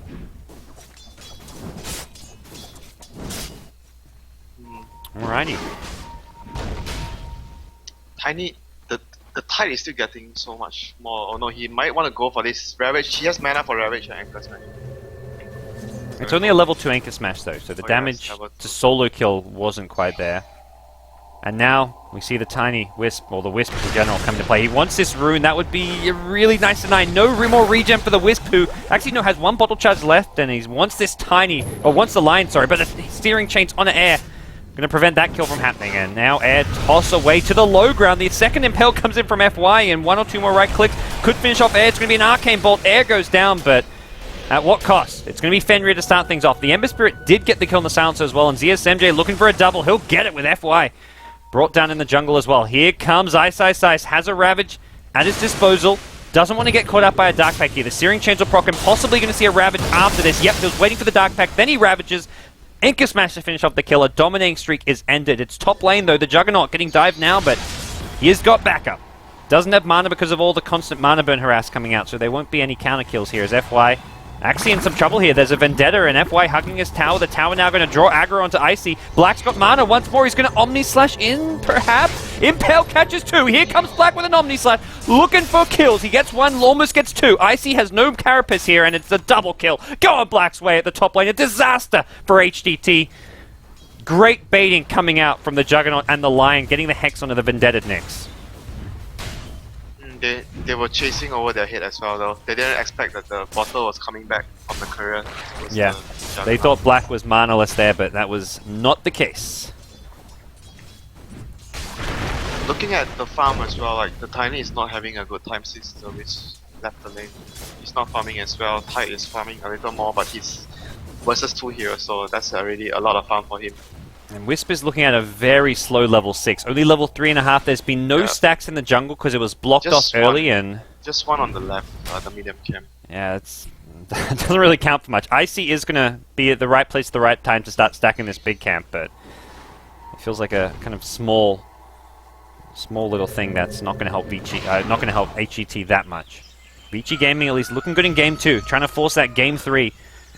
As Ice Arcane Boots level 8 on him, and he's going to find himself a bounty rune at the bottom lane.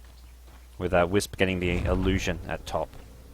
Yeah, all their cores are much better, much more farmed at the moment. The only one doing fairly reasonably well for HGT is like Smoke will get Star. revealed, and that's from the high ground from the Nyx. They know the Wisp is in these trees, though, tethered to the mid lane, and nice 2-hero avalanche coming in. But Ice wants to dive. Even a TP in from ZSMJ won't scare him off. Black now going to Blade Fury.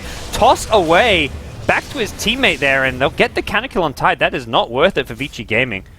Surprised they kept diving after the TP was spotted out from ZSMJ, but hey, they went for it anyways and kind of get punished for it.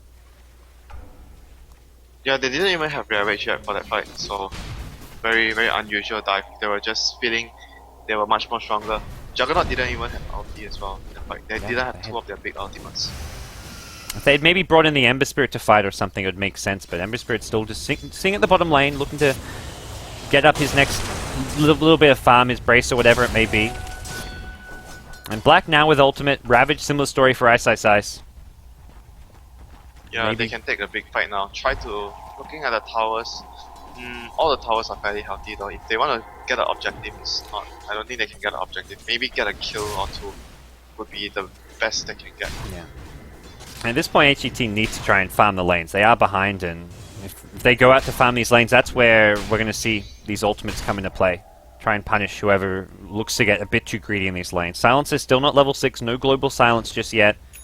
I guess similar situation for all the supports in this game. It has not been a very support-friendly game, with all the supports level 4, level 5 currently.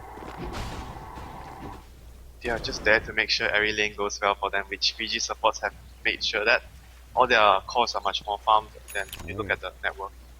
Yeah. Apart from the slug, the rest are Very Vici behind favored. And there's a big Ancient stack awaiting Ice as well, so that's going to increase his farm even more. You can give the mid lane to your Skyreth to get his level 6. And this is where, well, you get something back for all the stacking you've been doing, Fenrir. You get yourself a solo mid lane for a little bit. It's just so much value you get out of this hero. Yeah. Nice. None of the offlaners can farm the Ancients. Alright, well, all the lanes looking good here. The only lane where any farm's really going HGT's ways is top lane, where ZSMJ is kind of trading farm a little bit with Black. They are farming some neutral stacks. Air gets himself a bit of farm. He's just going to go for a value drums, it seems. And pick himself up a bottle. Well, actually, yeah, it's going to be some heals coming out from the Wisp who TPs in and even drops items to get that extra bit of value.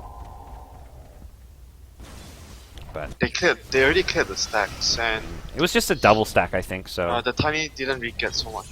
They didn't have a lot of stacks though, so that's not very good for them. The Tiny is not...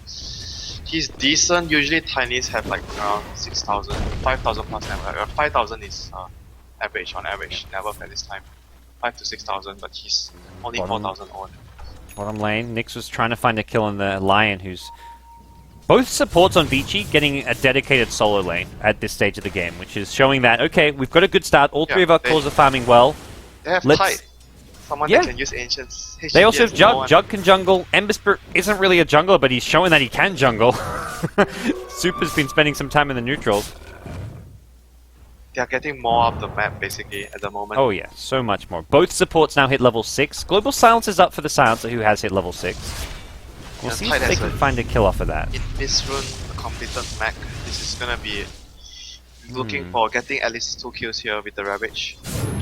Oh, they got the Searing Change. Kaka has no one to tether to. Fire Remnant forward and Super gets most of his mana burned out. Top River, meanwhile, there's a Ravage to start things off. ZSMJ had no time to react to that one, but there will be a Global Silence. Wow, global.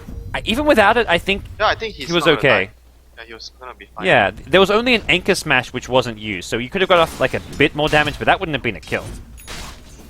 Bit of Yeah, a... but you wouldn't know though because their wards didn't really see anything on the Yeah. map. So they thought there was like maybe a follow-up on a Lion or Oh. something like that. Maybe a time for HGT to fight. No Ravage, no Omni Slash, although they are fighting without a Global Silence, though. And in goes Super. This is the thing. You can't fight the Ember Spirit. 2 Hero Searing Chains, 2 Hero Impel. Both supports evaporate to the Super Ember Spirit, and now they're going to keep on fighting. Big stun coming in from the Nyx. Stuns up 3. The Avalanche to follow. Vici Gaming, though, still pretty healthy. Not even needing the healing ward right now, and I see, well, Carapacelis is in a bit of trouble here at the mid lane. It's actually ZSMJ with the Treads Drums build and a Magic Wand. He can fight very well here in the early game. Ice going to not get hit by the Avalanche, otherwise that would have sealed his fate as a dead man.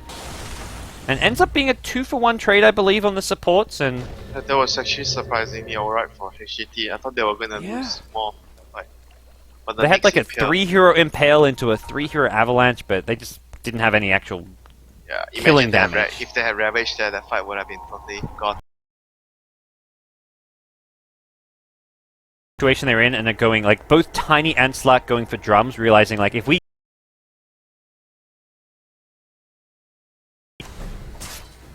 Yeah, I think they need to have every bit of like small items like you mentioned to Yeah. be able Well- to survive or deal more damage. Their supports are struggling to get small items. Wisp still doesn't even have boots on the HGT side, which is a worry. And This tower is already. They're gonna try and deny the silence. it has the healing ward up as well. It looks like they're going to bring down Air's Tiny, which is a big kill to be getting. FY from the top is going to get a nice little mana drain off, and it's a dead Wisp as well. Death number 6 for your Io, who finally hits level 6, but it has given a, well, 15 minutes as Silencer goes down, and, well, Ice looking for more.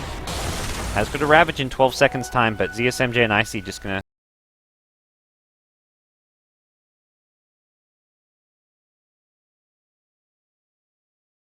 In the fight there, like just easily with the flame guard. yeah. This is the stage of the game where Ember Spirit is king. He's And like you- more or less the strongest hero. I guess that's okay. It's a lion kill. Congrats.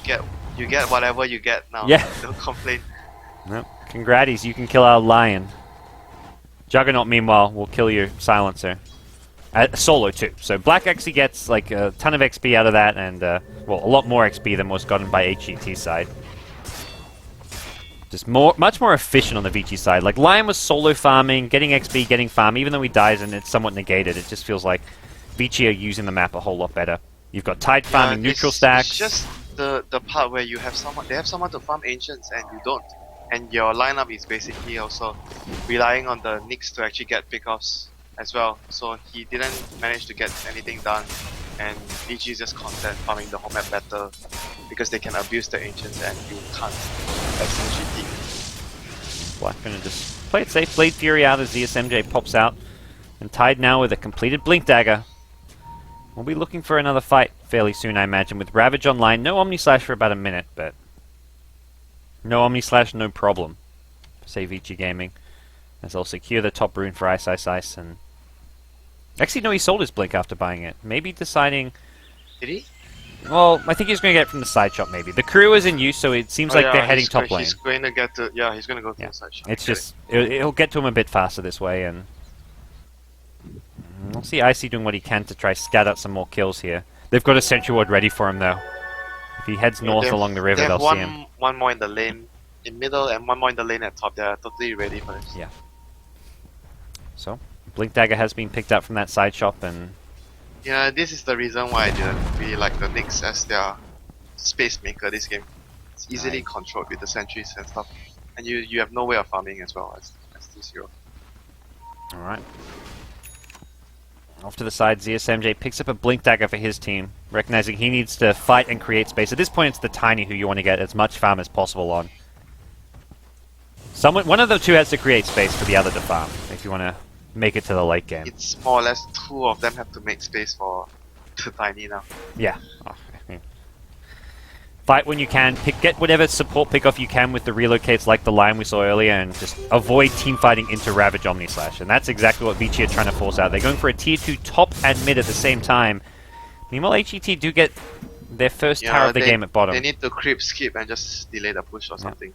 ZSMJ's got Sure. an Invis rune, but I don't see him able to really initiate. Maybe you try burst down someone like the Lion, who's sitting back. If you You can, can only kill the supports, like seriously. They Yeah. can't kill anyone else.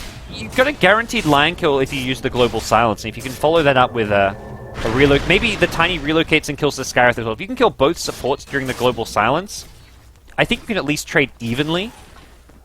But it seems like they're going for the safer option, which is just farm the enemy jungle, farm elsewhere on the map, and try kind of counter push these other lanes.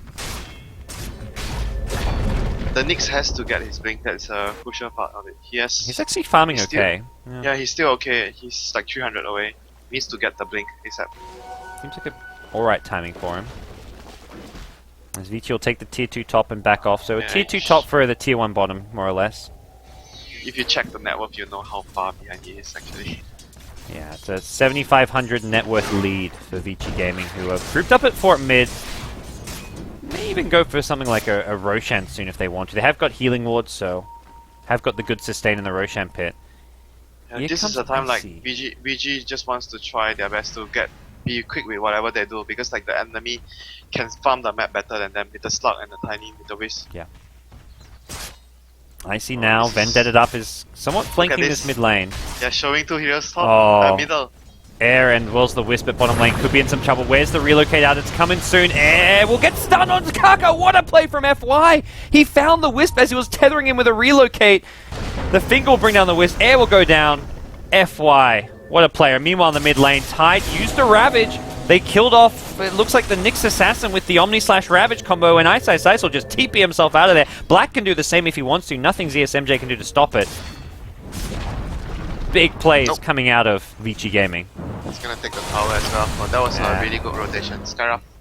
Pretty hard on the high ground, going to get dived in his own base, and ZSMJ gets a small consolation prize of a Skywrath Mage. Oh, by the way, they're going for your tier 3 now. Why not? Do a bit of damage. They'll have to back off soon, but do get some good damage on it. Here comes the SMJ, but there's no one he can kill. No TP for Super Bet. Where's his Fire Remnant? Does he?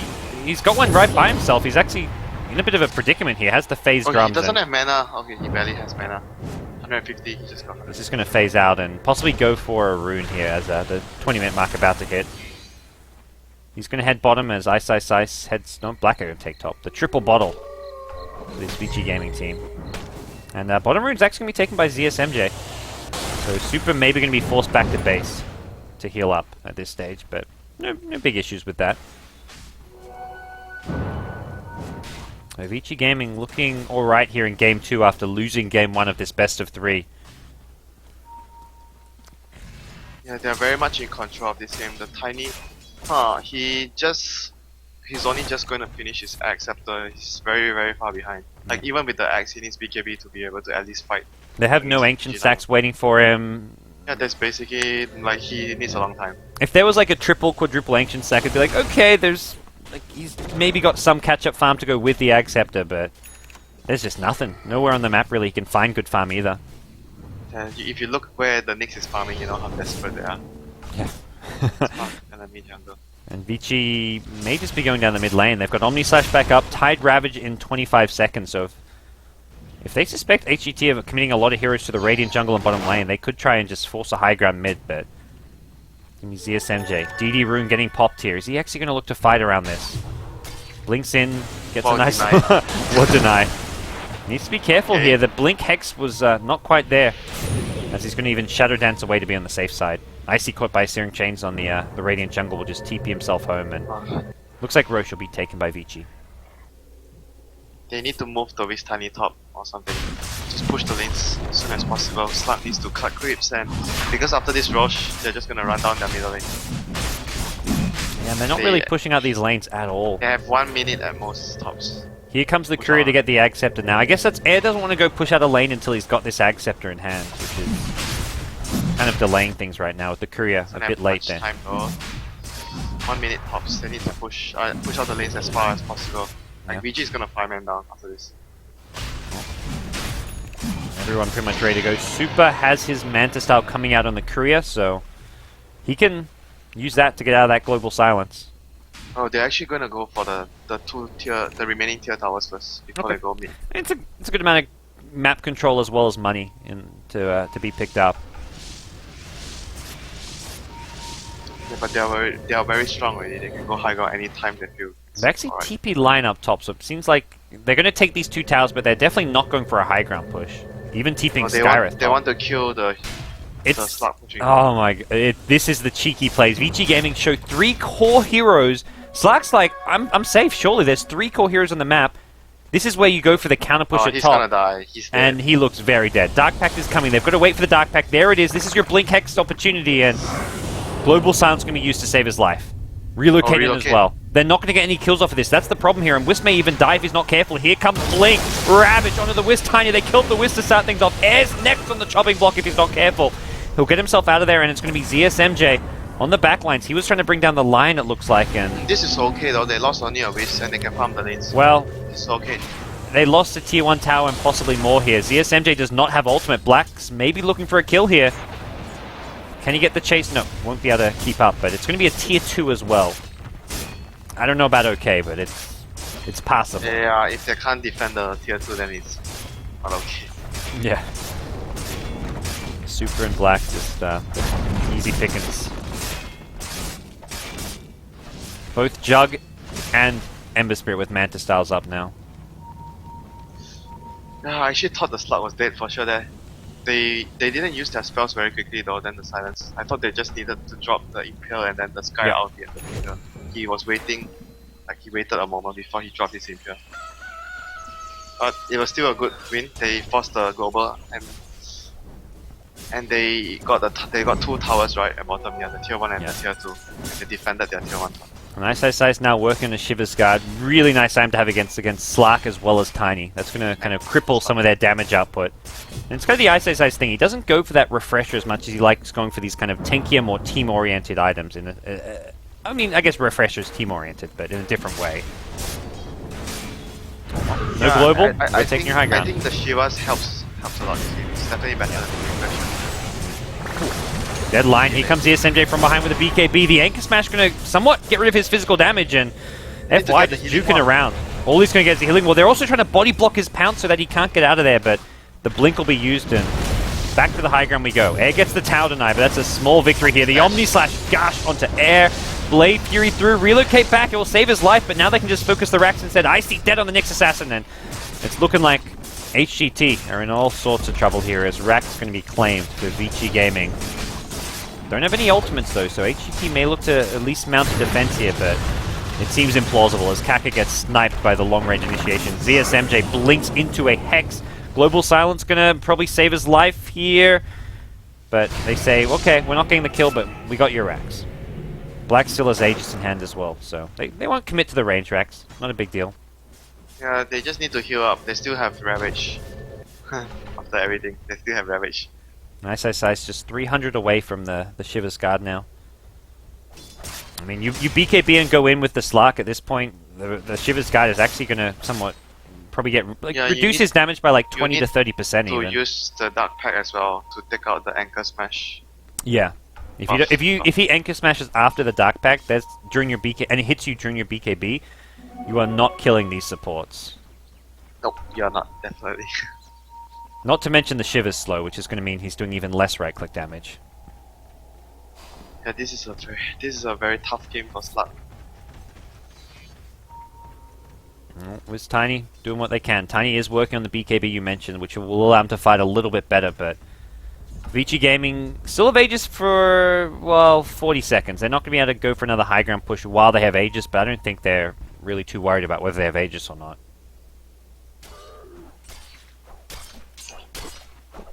At this point, I'm trying to figure out what is the next best move for actually HGT, because the push is gonna come anytime soon, and they need too many items. So how are they gonna buy time? Maybe they try to, sometimes you see C9, they purposely send a support or someone to somewhere when they know the enemy is gonna like 5 men down, and they like try to buy space and try to suicide and just buy some time for the team to come.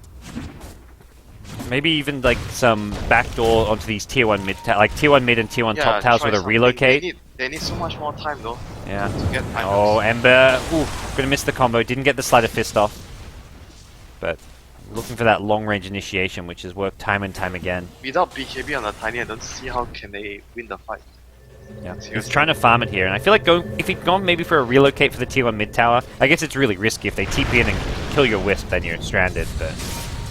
Yeah, but it's at least you force them back, right? Instead of Yeah. this. Yeah. Alright, Ravage. Ravage killed the Silencer. No global silence for this one. Air's trying to do what damage he can, but he's not going to BKB. He has got the buyback, which it looks like he's going to be forced to use. They lose Nyx as well as Tiny. Rack's now being sieged. No buyback for your Nyx or your Silencer, and this tiny buyback won't even force Vici back. They've used Omni Slash, they've used Ravage, but not sure how much it's going to matter. ZSMJ going to be forced to use a BKB defensively. Black is going to man up and try right-click him. Shadow Dance gets used now, and ZSMJ looking to pursue, but can't really do so. Now the Global Silence come back as Silencer respawns, but Vici Gaming don't really take any damage or really get bothered at all by this one. Blink back in from the Ice Tidehunter, and he finds one. He's looking for more. Air on the Tide, he can be forced to drums and try to scurry away, but get caught by a Searing Chains. Everyone on Vici Gaming, full HP. GG, we're going to game 3. GG. This Ember Spirit. The Wisp tiny opening just... I think HGT, they love picking this Wisp, but picking up the tiny with it... I feel the issue was more of the Silencer though. I mean, it brings your team a lot of like strong team fight with the global, but like you said, like VG are just gonna fight when you don't have to like force the global somehow and then just take a fight. Your cooldown is so long that the hero doesn't do anything when you don't have ultimate, and you're basically food for the Ember. Like Ember doesn't care about your teammates, he's just gonna kill you first if you don't have your global silence. It's like food the whole game for the Ember.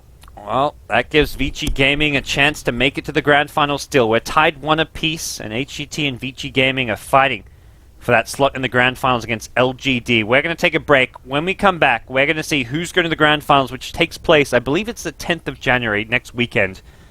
Whether it's be Vici Gaming or HGT. Stick around. I'm Gods. Joining me is Winter, and we've got Game 3 coming up soon.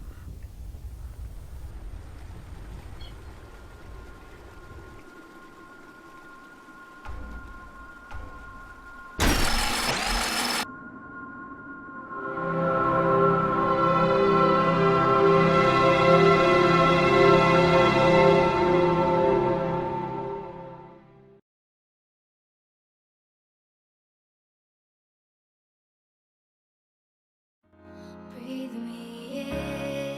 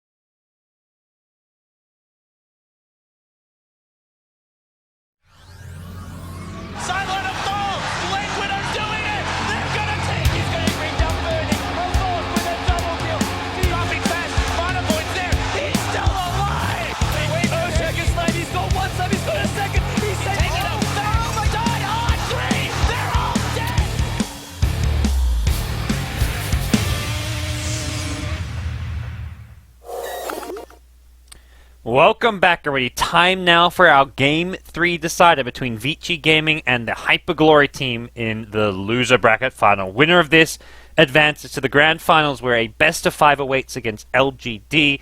Loser gets third place in the I-League Season 2 Land Finals. I'm Gods, joining me is Winter. It's time for Game 3, Winter. Apparently it's not time for Game 3. Whoops, time for game 3. Time for Ember's Game been 3? Again. Yeah? You keep muting yourself, man. It's like Yeah, I forgot. You I forgot? to unmute. you gotta wake up. You gotta get with the game, Winter. Be on point. This is it, my last game for today. It's been a nice little kind of 12-hour-long broadcast and winding down. And well, what better way to end things? Another Ember Spirit game. This has been the hero of the tournament, hands down. Pretty good. I would say like probably about 70% win rate, maybe overall. Isn't it about 80? Maybe I 80. thought he won so many games, like very lost games. It does the feel like games he's that winning a lot. The games that he had like a hard time was most of the games like with Doom on the enemy. And yeah, Void is also a good way of dealing with it. Like sometimes I see players like Void, they try to catch Amber, they get a blink somewhere down the road after their core items. Envy did it just today in the Dota 2 Asia Championship qualifier where he went Time Walk, Blink, and later on got a refresher. He dropped his treads and kept his Blink to pick up an Aegis. He was like, I want this Blink more than I want my boots. So that was an interesting decision. Yeah, like I feel without the blink, it's like close to no chance you catch an Ember, which is a lot. Big time walk, unless you time walk into some fog spot or like that he can't see you and you drop your chrono from there, then it's possible. But if you have to chrono him, like time walk chrono him in the open area, it's very difficult, like close to no chance if the Ember is just watching. Yep. Well, we'll see what Vici Gaming respond with. Typically, this is where they'd get their Skywrath Mage, but that's been banned out. It was a Void Naga ban the last 2 games. This time around, though, the Skywrath Mage finally meriting a ban. As Vici Gaming going to have to head a different direction. Typically, this is where they go for like one of their supports. You know, sometimes I feel like when you can actually, like, since the buff on the Patch hook, you can actually run Patch as a support just to make the Void Chronosphere useless. Tied You onto. know, because sometimes I feel someday in the future, maybe people will actually use it. Well, the Tide Hunter, a key hero for Vici Gaming in the previous game, and a hero they probably know would get banned if they don't pick it now. So they say... Yeah, they probably would take out the Doom maybe after this. Yes, absolutely. Well, it's normally Icy on the offlane Void. They don't run ZSMJ on the Void that often, but... I mean, Doom is definitely good against Ember and Tide. I mean, Doom just counters core heroes. This type of lineup is very... If you don't have a Doom, you have a very tough time team fighting them. They're actually going to ban out the Silencer as well. Yeah. You know, Silencer is one of those heroes I always... I'll see a game, I'll be like, oh, Silencer's a really good counter this draft, but it never seems to work just because the hero does so little outside of his ultimate, and his ultimate's got such a long cooldown. It can be countered by BKBs, by Mantas. It just... I feel like Silencer's in a kind of bad place right now as a hero. Like, I don't know what it is, but... To me, Silencer's one of those heroes that just doesn't quite seem strong enough to ever really pick. I think he can be like situational though. So against like, especially if you want to use his like spells to zone out, like he's a very good support to babysit and zone the offlaner. Like for example, if the offlaner is a Phoenix, you would love to have a support like Silencer to actually zone him out because of how Last Word interacts with the dive. That's a very specific case where you want a Silencer. If that's like the one situation when to pick Silencer, it just feels like even if you have a draft which is Silencer is like a perfect counter to, he never like wins you the game straight up off of that. You still have to play really well with the Silencer. It's like he's very similar to Ancient Apparition. You need a lot of farm, but at the same time, when you have the farm, you don't have the impact of Ancient Apparition. Yeah, I feel like it's much more guaranteed. I mean, Ice Blast just has that much shorter cooldown, and they take out the Troll Warlord.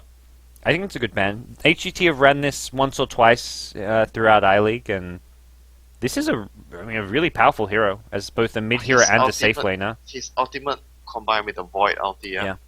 It's strong, definitely. I think they are the only team that runs the Troll at the moment. I haven't seen any other team actually use this hero. As far as the Eastern teams go, I think that's right. I saw a troll Void earlier today, actually, by, I think it was Fire who picked troll Void up against Cloud9. They had an alright game, but they ultimately lost. Juggernaut, though.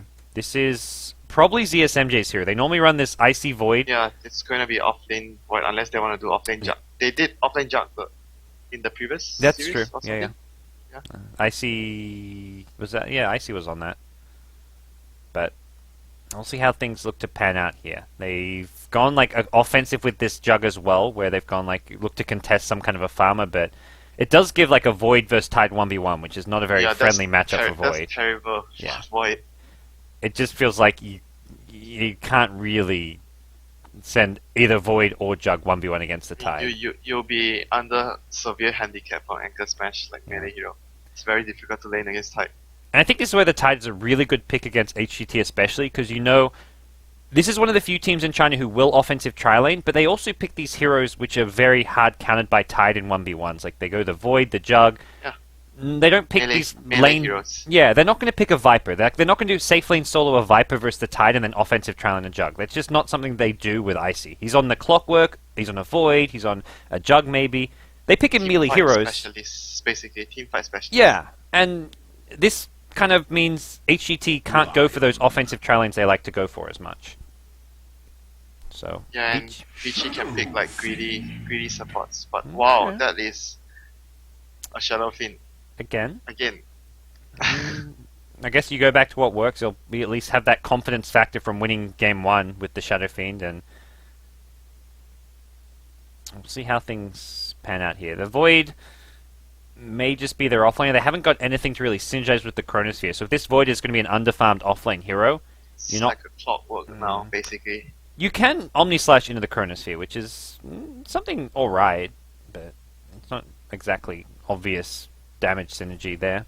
Yeah, but Juggernaut doesn't really have the problems of dropping his Omni Slash, but this is actually a great counter to all the physical, like the 4 heroes have a lot of physical damage.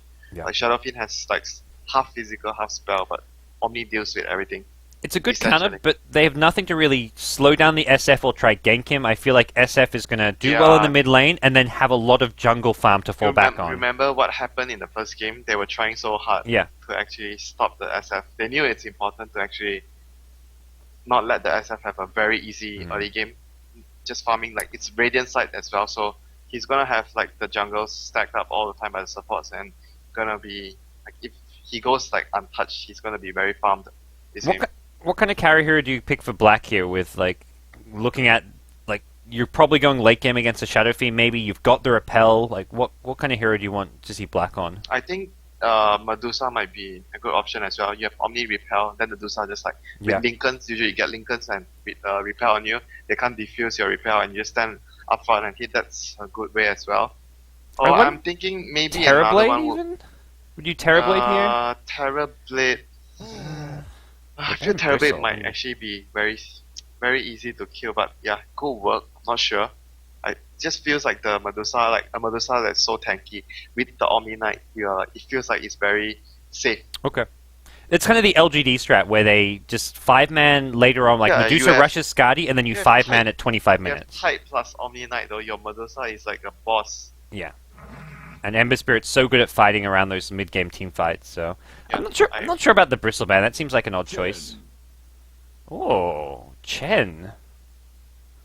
HGT have something in mind with the Chen pick. Chen Juggernaut. Heal. Mass heals and push suddenly. Because enemy has very little D-push, actually somewhat they have average D-push with Anchor Smash and Imperial. That's about it. It's actually not very good early game.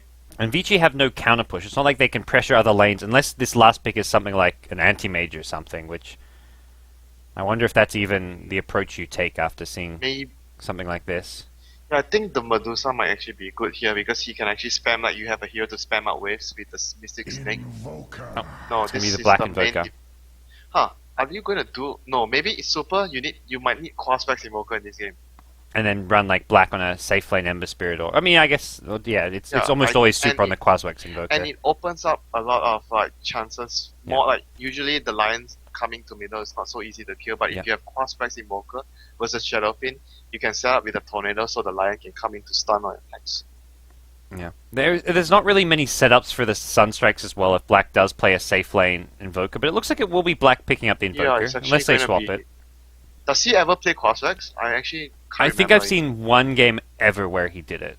I think he did once. And it was safe lane still, but he did go Crosswegs. So this is probably just a safe lane Invoker with Exhaust. Yeah, I think that's the most standard. They've only really got like the Searing Chains for the Ember Spirit to set up kills as far as the Sunstrikes are concerned, but... Yeah, but at the same time, if they do Crosslegs Invoker, they might... Now teams mostly want to have like 2 DPS heroes. Like you have Ember and the Exalt Invoker. Like it's considered 2 DPS heroes. Uh-oh, it's been so good all day long, Winter, and now Perfect World strikes. Why? I'm good now. I think it has to do with something, if you have 2 person in the casting slot, like one of the person will lag. I don't know. Something. It's very rarely been both people in the same... Well, I mean, it's Yeah, I'm like not lagging now. I mean, at the same time, one person will lag every time. We'll reconnect and hopefully something comes our way as far as a non-laggy server. So at the moment, the Tide starts with boots. They are actually running, like VG is running into the jungle. They're going to find out the bench. He's going to get Gush at level 1. Gush is the bench. He's going to get Hex up as well. So first bird is going to go to VG there. Easy first bird. They're going to probably play some offensive ward to actually slow the Chen down. Chen has sentries for that, but he has to be able to find the wards there. So are you alright? I'm back in just now. You should be You're a lagging. play-by-play caster after that, Winter. I feel like I had the exact visual of what was going on. Yep, so the Tide, like you generally really don't want to steal Gush at level 1, but he had to skill it to get the kill. It's worth it though. He's going to get a bounty rune, so he could get a faster but level 2. The trade-off is like it's He difficult really to wants get his last bounty hits. rune. Yeah, really wants He's going to get I it get too. it. Level 2 soon. So looking at the placements of the sentries, I think the Chen should be able to... Oh, he actually is going to miss one. Oh dear. I just jinxed him. Oh I thought he dear. was actually going to get that reward off. He but got he's neither. not even gonna... Oh dear. Even the one on the right, the ward, the absorb will actually block it. This one I think definitely he gets the reward. The one on the left. He will have to wait till... Well, he's actually going to go looking for some other This camps. is- Pray this for is some terrible. Centaur. No Centaur. He gets Mud Oh Golems. my god, Golem. This is like the worst luck ever. And I don't think he scouted that this camp's been blocked. He could deward it before the minute mark, which he's going to... he's not going to go for. Place the sentries. Yeah, Is that- he's gonna see it. Yeah, it's in range. Okay. But Alright, start then there. he's gonna go stack the golems. Hopefully he has something else after that. I don't think he's going to be there to stack in time. Oh, no time. He doesn't have time. Oh No dear. time. At least he'll get a big camp. So that's... I don't think this sentry blocks. Yeah, he gets a big camp. Yeah, this is gonna affect him greatly. This is terrible for him, This is very terrible. And the Shadow Fiend won't have like jungle as well because of the Chen pick. Yeah. Oh, that's... And there's very just few camps in general. Like, Chen only has 1 or 2 camps to work around. Yeah, and the bench was forced to stack the small camp as well because they realized the camp was blocked and they don't have sentries, like the medium camp was blocked. We'll quickly run through the lineups a little bit since we've reconnected now. We are a minute in, but it is going to be on the top lane. Icy on the off lane Void up against the Fenrir support Lion, the FY support Omni Knight, and the farming Invoker of Black in the mid lane. It's going to be Super on the Tide- Ember Tide Spirit in against trouble. Air. And tied up bottom lane. Ice on the Jal account is going to See give you, up a boss. kill here. See you, bro. He Brought was just down. far too deep. Oh, that was really bad. He's every now and then Ice will just have a brain fart and do something like that. But to Yeah, finish the because introductions, he's not gonna get too much out of the trade. Yeah. Sometimes you die and you feel like you get the creep wave pushing at you, then you're like, alright, it's okay, but it's not gonna get much. so Chen going to be played by Pretty Hall. We've got Kaka helping get that, getting the kill on that Tide Hunter there on the Vengeful Spirit, and ZSMJ going to be handling the Juggernaut for HGT. Oh, mid lane. Gank coming in from the line. Air is going to be brought down at mid. Super counter kill coming his way. He's dead. Chen shows up and will get the kill with the help Oh, of the that Test of was Faith. like a lot of much needed experience for the Chandler. Now he caught up nicely. Yep. Level 3.5. He's level 4 after this. So he makes up for a lot of that jungle being missing, and will have a Satyr camp. He can stack this if he wants to. He can get 2 creeps, right? Yeah. Yeah. He wants to make sure he gets a respawn on this big camp, I feel. May even get rid of the Hellbear. But he'll clear out the camp, let it respawn, and we'll see what he goes from there. Does have... Do they have smoke on the supports? No. he had a smoke early. He must have used it. Maybe then to Alright. get that kill. Okay. Fenrir has a smoke though. He's looking for another kill. It's the shut down the SF. And SF is going for this range creep. This looks bad. He was not expecting the support roam this game around. The Sunstrike coming in as well, and the kill goes the way of the Lion. Bad news bears. This was what was supposed to happen in the first game. It's funny because they had an aggressive support duo and they knew the ganks were coming. This time around it's just a solo Lion, so that SF is playing much more greedy because of that, but he's being punished. Yeah, and not to mention that even though there was only one like roaming guy, like not so aggressive, but you have to remember there's a Sunstrike, you know. Yeah. So there's a huge amount of burst. It's like technically there's another guy all the time. Not to mention it's an Ember Spirit who's just so good at getting kills in the mid lane with just one support setup. All he needs is an Impale or a Hex and he gets the Flame Guard damage off. He's not getting too much last hits considering he killed the Shadow King twice. Like he only has 13. Yeah. But the kills totally make up for everything. Another poke coming in from Lion. Yeah, it feels like it's a repeat of the first game, but this time they're making all the kills. Hex rune. Okay, they're going to leave it for super. This is like a rune that is so good on Ember, and they don't really have stacks because they have a Chen, so they're gonna smoke, try to protect the SF. FY's going to reveal the smoke from the low ground. Kaka howls the Ancients, doesn't quite realize exactly where they are, and will actually draw aggro there. Chen also accidentally attacked. Yeah, out of position. Meanwhile, the supports are not here to help him out. This is actually looking bad. These supports could go down as well. There's a haste room for Super. He's popped it now, and Pretty Horror as well as Kaka in all sorts of trouble. Void going to TP in, but that's a Faceless Void. Not sure what his plan is. Time Walk after Super, but the haste room going to keep him alive. He can bottle up and re-engage if he wants to as well, but it seems he's not really... doesn't really see any good targets. Super costly that they actually did not guard the SF there. They got sidetracked. The Venge thought someone by the Ancients revealed the smoke, and then he drew aggro for the Ancients, and Chen then accidentally attacked out of the smoke, and suddenly they've got this big golem on them attacking and beating down on them, and and then it's like, oh crap, our SF is being ganked. It was just a kind of comedy of errors coming out of HGT. That was really, really bad for them. And now the Tide, because of that, the Tide got so much experience knowing that the supports were out of the lane. Void is like almost level 5, but the Tide is almost 6, 5.5 or so. Once Jug hits 6, he should be able to at least pose a big enough threat to kill Ice Ice Ice that Ice Ice Ice may get zoned out at that point. But oh, he has to be careful now. He has to be careful now. Oh, he's 6? Oh, that was... He's could go Omni/Blade Fury. I guess it's a level 1 Blade Fury, so... oh yeah, I just realized his skill build. He took 2 stat points. I feel like Omni/Blade Fury is still a kill with the phase boots though, but if he gets the full Omni/Slash... If he didn't go for this build, he won't have enough mana. Because he had 4 points in stats. He's got the mana though for the combo, and that's where Ice Ice Ice is positioned right back. If he gets hit by a full Omni/Slash, he's dead at this point. Goes for a bottle, not the Arcane's in. He's gonna get the rune, yeah. And he's got a big fat Ancient stack waiting for him as well, so that's the catch-up farm, which... Vici Gaming always seem to have these Ancient stacks. Some teams just sometimes the supports are too busy to do it, but Lion, Fenrir has not only been getting kills mid, but he's found time to stack these Ancients. This is just being really efficient, like, it's really good play by the supports. Like, they get the kill middle, they get the stack going, everything is going. Yeah. You know, as much hype as FY gets for being FY, I feel like Fenrir has been the more impressive support, at least during I-League. I mean, both have played well, but Fenrir has definitely been... Yeah, you remember the game? I think... Oh no, you weren't actually casting that game with me. I was actually doing it with LD. He was playing support and the enemy... this might be a kill. I might actually talk about it later. Looks bad for the Faceless Void. They take any time? They're gonna go now soon. Yeah, they're gonna push out the lane, and Fenrir will lead the way with a Hex. Needs to time walk into some trees. Could TP out. Should be fine. Tango, yeah, they're not gonna go for it. Yeah, I was casting the game with LD. I can't remember which match, but he was on a support Skyruff, and the enemy team had a Tiny. And the Tiny started the game with 4 branches, so you have spells, enough mana for 2 spells to level. Oh, Ravage, Sunstrike, ZSMs are going to take huge damage. The right clicks are not going to be there. The tower will do a bit. Oh, that was You can close. south back up. Defensive Ravage. I guess it's okay because you're not really fighting around Ravage anyways with like a level 4 Lion and a level 4 Omni, so... Yeah, but now Now the tower goes down. They can't defend the tower because they don't have Ravage. Gonna bottle back up, so at least he has the HP to maybe survive a gank, but at mid lane, Ember Spirit gets solo killed by SF. That should not happen. He was trying to kill the SF, and SF actually had ultimate. Oh yeah, early on with an ultimate too. Yeah, he took a point ultimate. Cheeky. That was actually really good. Nice little play coming out there. Meanwhile, top lane, it looks like they've got the Faceless Void. Time walk out. Oh, the Invoker right click follows him. No luck with backtrack. ZSMJ will pick up the tier 1 bottom tower.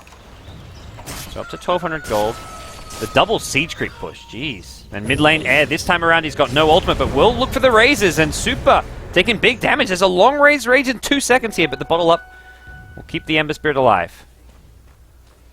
Oh, I have this feeling the Juggernaut is going Mass of Madness. Yeah. This game. Last time I saw ZSMJ play Jug, he went for that build. Oh, he went for that build, okay. He went I think- Mask of Madness, I think that build Yasha, is like and then... one of the best now, right? For Jug. It seems- like with the attack speed buff, like the base attack speed buff, Yeah. Mass of Madness is so strong. You jungle so effectively, and the chasing you get from it is also just It's really the damage nice. as well, like you get, because you have more attacks, you just pop your Yeah. Mass of Madness before you off the slash, do so much more attack. It's just, I think it's a very strong item build on Jug now. First item, Mass of Madness. Oh, Invis, Sentry Ward, Centaur Storm, no chance. Goodbye, Super. Air is off to a pretty... I don't know about a good start, but he's recovered well after Yep, what that's was for a sure. bad start. Doesn't have too much, like a very high CS score, but I think he's actually doing very well for the situation he's in. Now they're not only going for the tier 1, they want the tier 2 bottom. The Chen push is happening, and Chen's got his arcane boots and the healing ward there as well, so there's so much heal potential coming out of this HGT side. It's just a level 1 healing ward. It's not a very high rank one, but interesting skill build, yeah. He's gonna max his blade dance first. He's gone... I don't think he's going to even go back for more points in Blade Fury. Here we go, Tide leading the way, does have Ravage back online, and he gets stunned by the first Centaur, the second Centaur as well. Centaur. Healed up by the Omni Knight, and ZSMJ just going to pop the Blade Fury, worried about a needs to Ravage run. coming in. 2 hero steering chain, sets up the Ravage, the Sunstrike on air as well. Here comes the first Hand of God heal, but there's no more follow-up heals, and this is looking bad for HGT. They lose 2 right off the bat. Super trying to keep on chasing, has got bottle charges to heal up his mana, but the level 1 Sleight of Fist has that long cooldown, which is not going to allow him to get a second He just got Sleight his of Fist Mass of combo. Madness. I think he's gonna try and kill the Tide. Oh, he missed Yeah. the Storm. Oh, the Omni Knight comes at the right time, but Omni gonna pay for it with his life. Oh my god. ZSMJ, Blade Fury, nice 2-hero Chronosphere. ZSMJ, keep chasing, my friend. He could actually attack from outside the Chronosphere. Down will go Ice Ice Ice. No, he's still alive. Oh no, Blade Fury available will get fingered. And Jug is dead. That's a big kill, and the chase is on. Super goes forward, has refilled up his bottle. He wants Pretty Whore. He'll get Pretty Whore.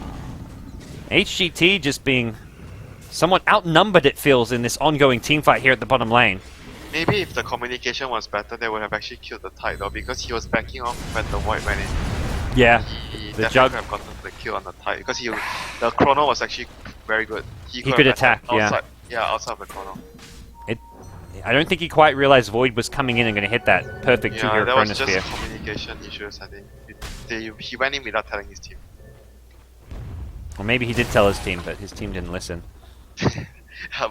but you already went in for a Chrono and you don't have a choice, yeah? This is the one Yeah. benefit of the HGT line. When these ultimates, specifically Ravage is on cooldown, and the Finger of Death, another big ultimate with a long cooldown, they should be able to just take these objectives. Oh, FY, deny. can't even go for a deny. Easy tier 1 tower. Super the one hero who can kind of consistently fight. And they'll go from tier 1 mid, possibly to tier 1 top lane as well. Alright, they might want to do a smoke now. Seeing the Tide has a big ancient stack. Oh, they're heading top.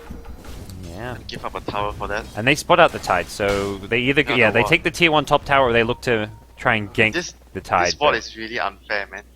it's... I'm not a fan of this ward. I guess it is easy to de-ward. It's like such a common spot, but... Yeah, but it sees too much though. I don't know. Yeah. This view. It sees the Ancients and that bottom tier 1 tower. Looks like Ice Ice Ice going to play things safe here. Centaurs, just distracting him, being pesky and annoying.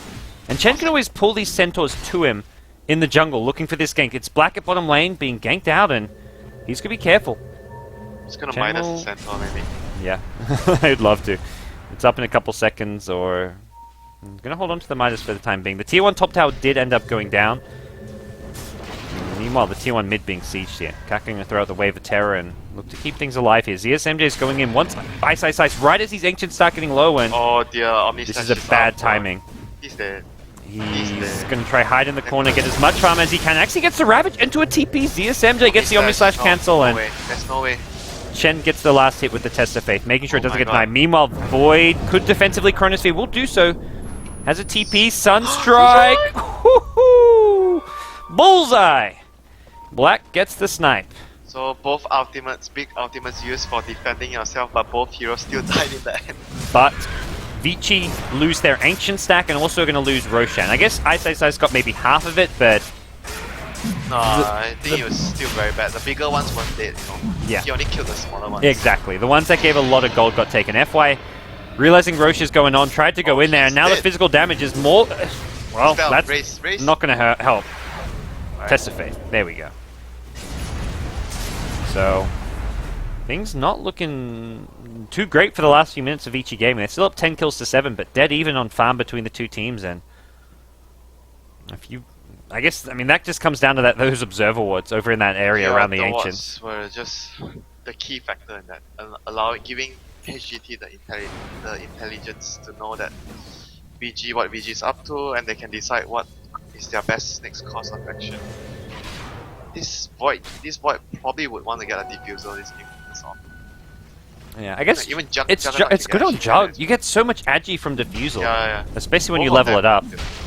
Both of them can build. Yeah, he has a blade of electricity. He normally goes Yasha though. Yeah, usually it's a Yasha next. Usually. I don't know if this is going to be the diffusal straight up. I don't feel like they need the diffusal until later on anyways. It's more that like when the Omni Knight gets Omni Knight, when max the Omni repel, has a lot of levels. Yeah. Omni is not an issue right now. The Omni problem is when he gets the heal bombs off. If he purifies someone that you're trying to focus and does a lot of damage in return, that's when the problems happen. But the repel GA is not the issue just yet.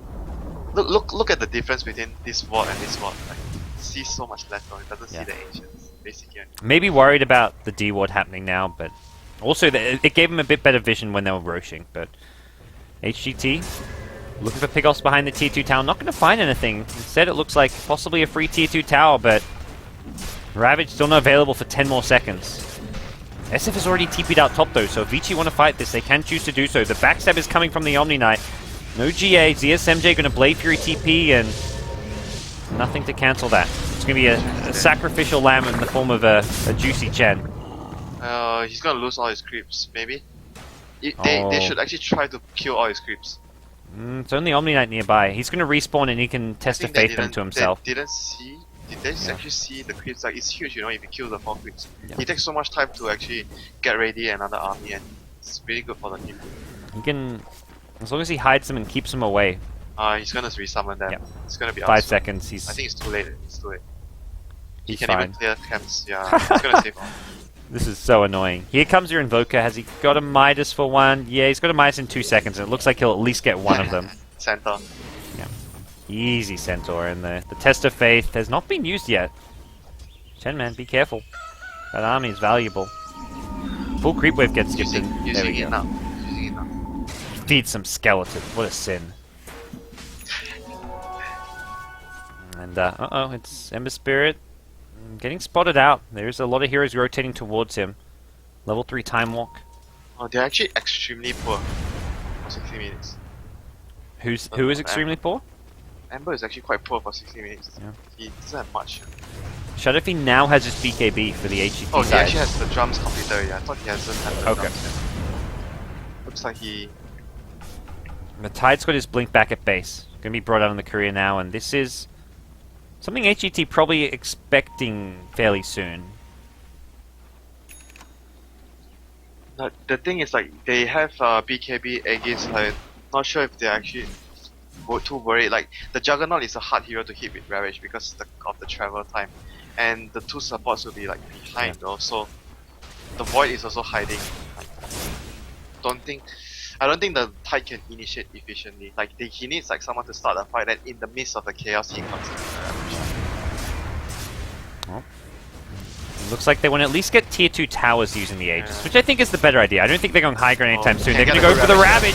Gets him before the BKBs. The Blade Fury does get used. SF is kind of the target, but they quickly realize they can't really find him because of the Aegis. Nice Chronosphere into FY. No mana for a GA. Did have the Soaring available. They lose the Omni, and now the fight looks pretty over. ZSMJ will lose the Omni Slash because of a Fire Remnant out. The swap back onto the Invoker, and Black, he's isolated. He's brought down, and even with the Necro 3s, they can't really fight around this. Ice in the middle of things. Good 2-hero Impel comes out from the Lion, but doesn't look like it's going to be enough. Ice trapped in the corner, surrounded and brought down. 3-for-1 trade.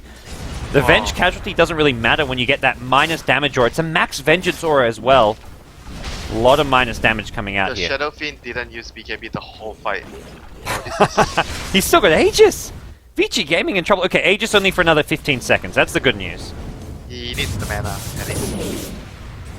He needs to back off. Don't die before you lose this Aegis. It's actually going to be sent back. It looks like they're going full retreat. They're going to lose the Chen, I think. This is where you lose your Chen again. Pretty Haw is being just abandoned Punish time and time for your again. sins. Hey, he's the Holy One. He does not sin. The Holy Knight. He is dying for his team's sins. He is Jesus Christ himself. He's going for diffuser first on the Juggernaut. Yeah. So he's not gonna pick up the Yasha. Okay. That's fine. You can go back for like the... I think Manta Style is still a good item to go back for if he wants to after the Diffusal. Yeah, that's for sure. When you get diffuser, you wanna go Manta after. So much value for that. And here's like Omni Knight have a pretty small mana And pool. he has so much damage now with the stats and the attack speed that he has. And the other thing is, the Diffusal Mask of Madness, you get both effects now. Yeah, you get both effect now. Yeah, that's correct. With the new change. That's pretty nifty. Good damage output coming his way, and well, HGT, they're the ones kind of controlling the game right now.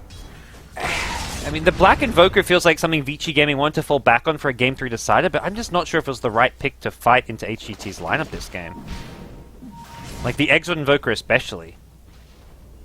Yeah, I feel like giving Ember Safety and Conspect Invoker would have actually panned out it a lot differently. But yeah, I mean it's hard to say though. They still got a few kills. Remember the early game with the Ember Yeah. and Shadow Fiend. So it's still the laning still went very well. For I think Ember being mid was fine. It just feels like they need like a different kind of carry hero for Black in the safe lane. yeah, like something like a Morphling, maybe a Yeah. Slut. Someone, yeah, but I'm leaning to the Medusa, like I said before. Yeah, the Medusa you mentioned seemed like it could have been maybe the good option as far as this game's concerned. Yeah, but so far looking at the Ember is not as farm as they would like him to be, but he's gonna have his Battle Fury fairly soon. Still a decent timing for it. And for Vici, they can still turtle pretty well with the Battle Fury. Super's gonna have it. Ice, just the threat of a Ravage, and they've also now got the Blink on the Lion, so they can try find those quick pickoffs. Not so easy though.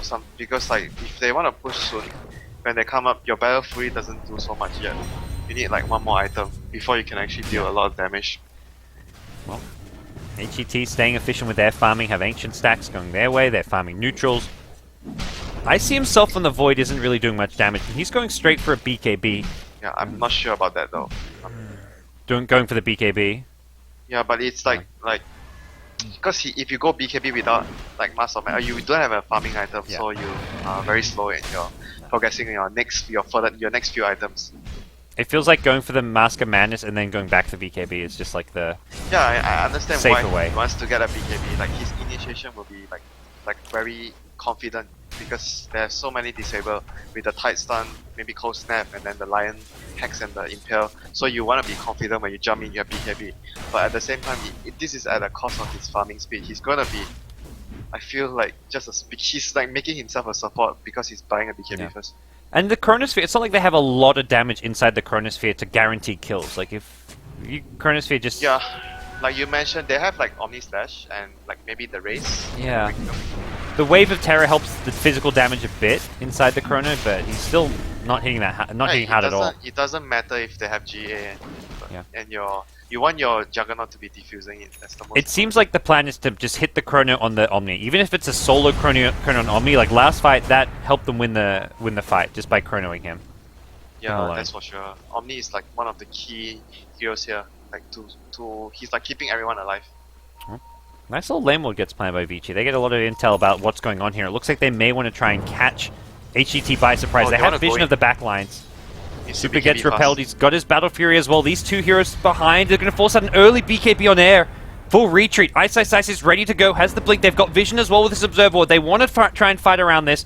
BKB about to expire. Super could go in, but they get the chrono. It's on Ice as well as Super. Super going to be the first to go down. Has he got a fire him with a buyback that could pan out well? Nice Ravage going to catch out too. Icy gets blown up. The Deafening Blast media combo not going to get the kill on ZSMJ. Gets swapped to the side. Air now going to turn around with the Requiem Assault. The GA comes into play now, but the magic damage nukes on the Black going to be enough to bring him down. He also gets purged off as well. No more GA for you. Off to the side. FY. He's trapped in a corner. Can't TP out. Doesn't have a TP. Doesn't have an item slot. Air. Turn, raise, anything, gets him with the right click, and it's a full-on retreat for Vici Gaming. They use all their ultimates, but do not get too much out of it. Just the void kill. That was a really, actually I think the Chronosphere was really good to start off the fight. The Tide got a really good Ravage as well, but like you mentioned, they didn't have enough damage, and the Juggernaut was going to die. He got his Blade Fury before he died, and then got healed out by the mech.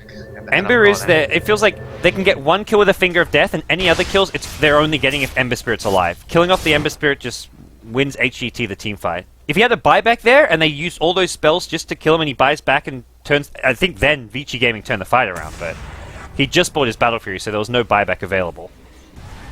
Yeah, that was also important. A crucial thing, like he didn't have buyback because he had a Remnant there. Yeah. So could have been terrible if he had buyback. But again, like the Tide got such a good Ravage, and you are gonna be very worrying if you're the captain of the team when your Tide gets a Ravage on like what 4 heroes there, and they still couldn't win the fight. They couldn't. I think they threw too many spells on Icy, which should have gone to ZSMJ. When ZSMJ got ravaged and hit by the Deafening Blast, they could have almost killed him. And he got hit by meatball as well. Yeah.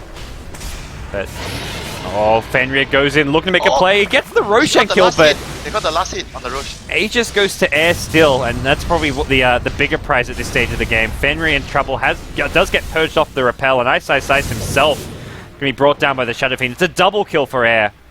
Full-on retreat for FY, who can't really run away from ZSMJ. The Omni Slash even being used for good measure.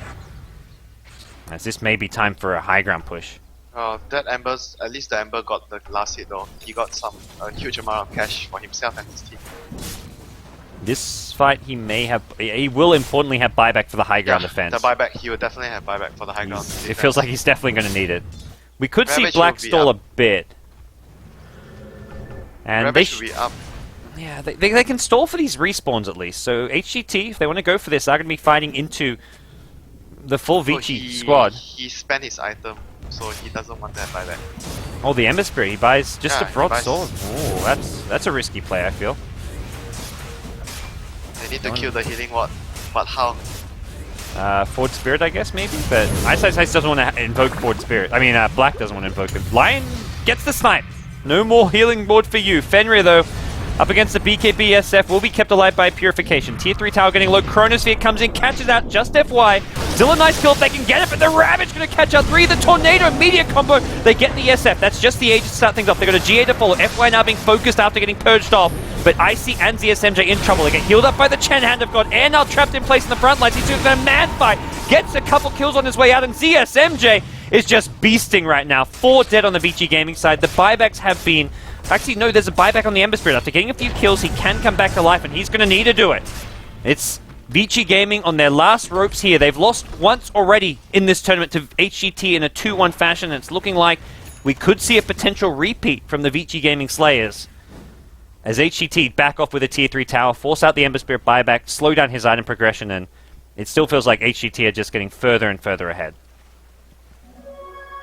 And their cores just feel like their cores are much stronger right now with the Void and Void Jug and the Shadow Fiend. What do you mean Void? Void's a support. Chen's a core. Okay, Void is a support.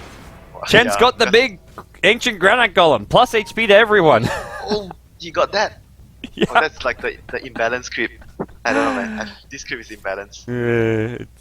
It's so slow. The few times I've played Chen and gone Accept, I'm just like, these creeps are cool, but they move so goddamn slow around the map. I just want to give them a nice little speed boost. You can resummon, no problem. Yeah, that's true. So, we're going to see it boost everyone's HP by 15%. God, look at that. Everyone gets like a 300 extra, 200 extra. And SF already going for this very tanky build of his. Shit. He's Golem. Well, the support Void almost has his BKB. It's the IX Mike offlane tactics. You go support mode. Man, look, he didn't even have get to complete his BKB like for the game changing, like the game winning fight. Yeah. For the last fight. I mean, the Chronosphere just isn't... I mean, that Chronosphere did nothing. If anything, it was a great... The Ravage kind of overlapped with the Tornado Meteor was the unfortunate thing. Because the Ravage, yeah. Otherwise, they would have been able to kill now. Yeah. Well, they're going to just start right-clicking away. Start with the rain tracks. Be on the safe side. There we go. Yeah, the column.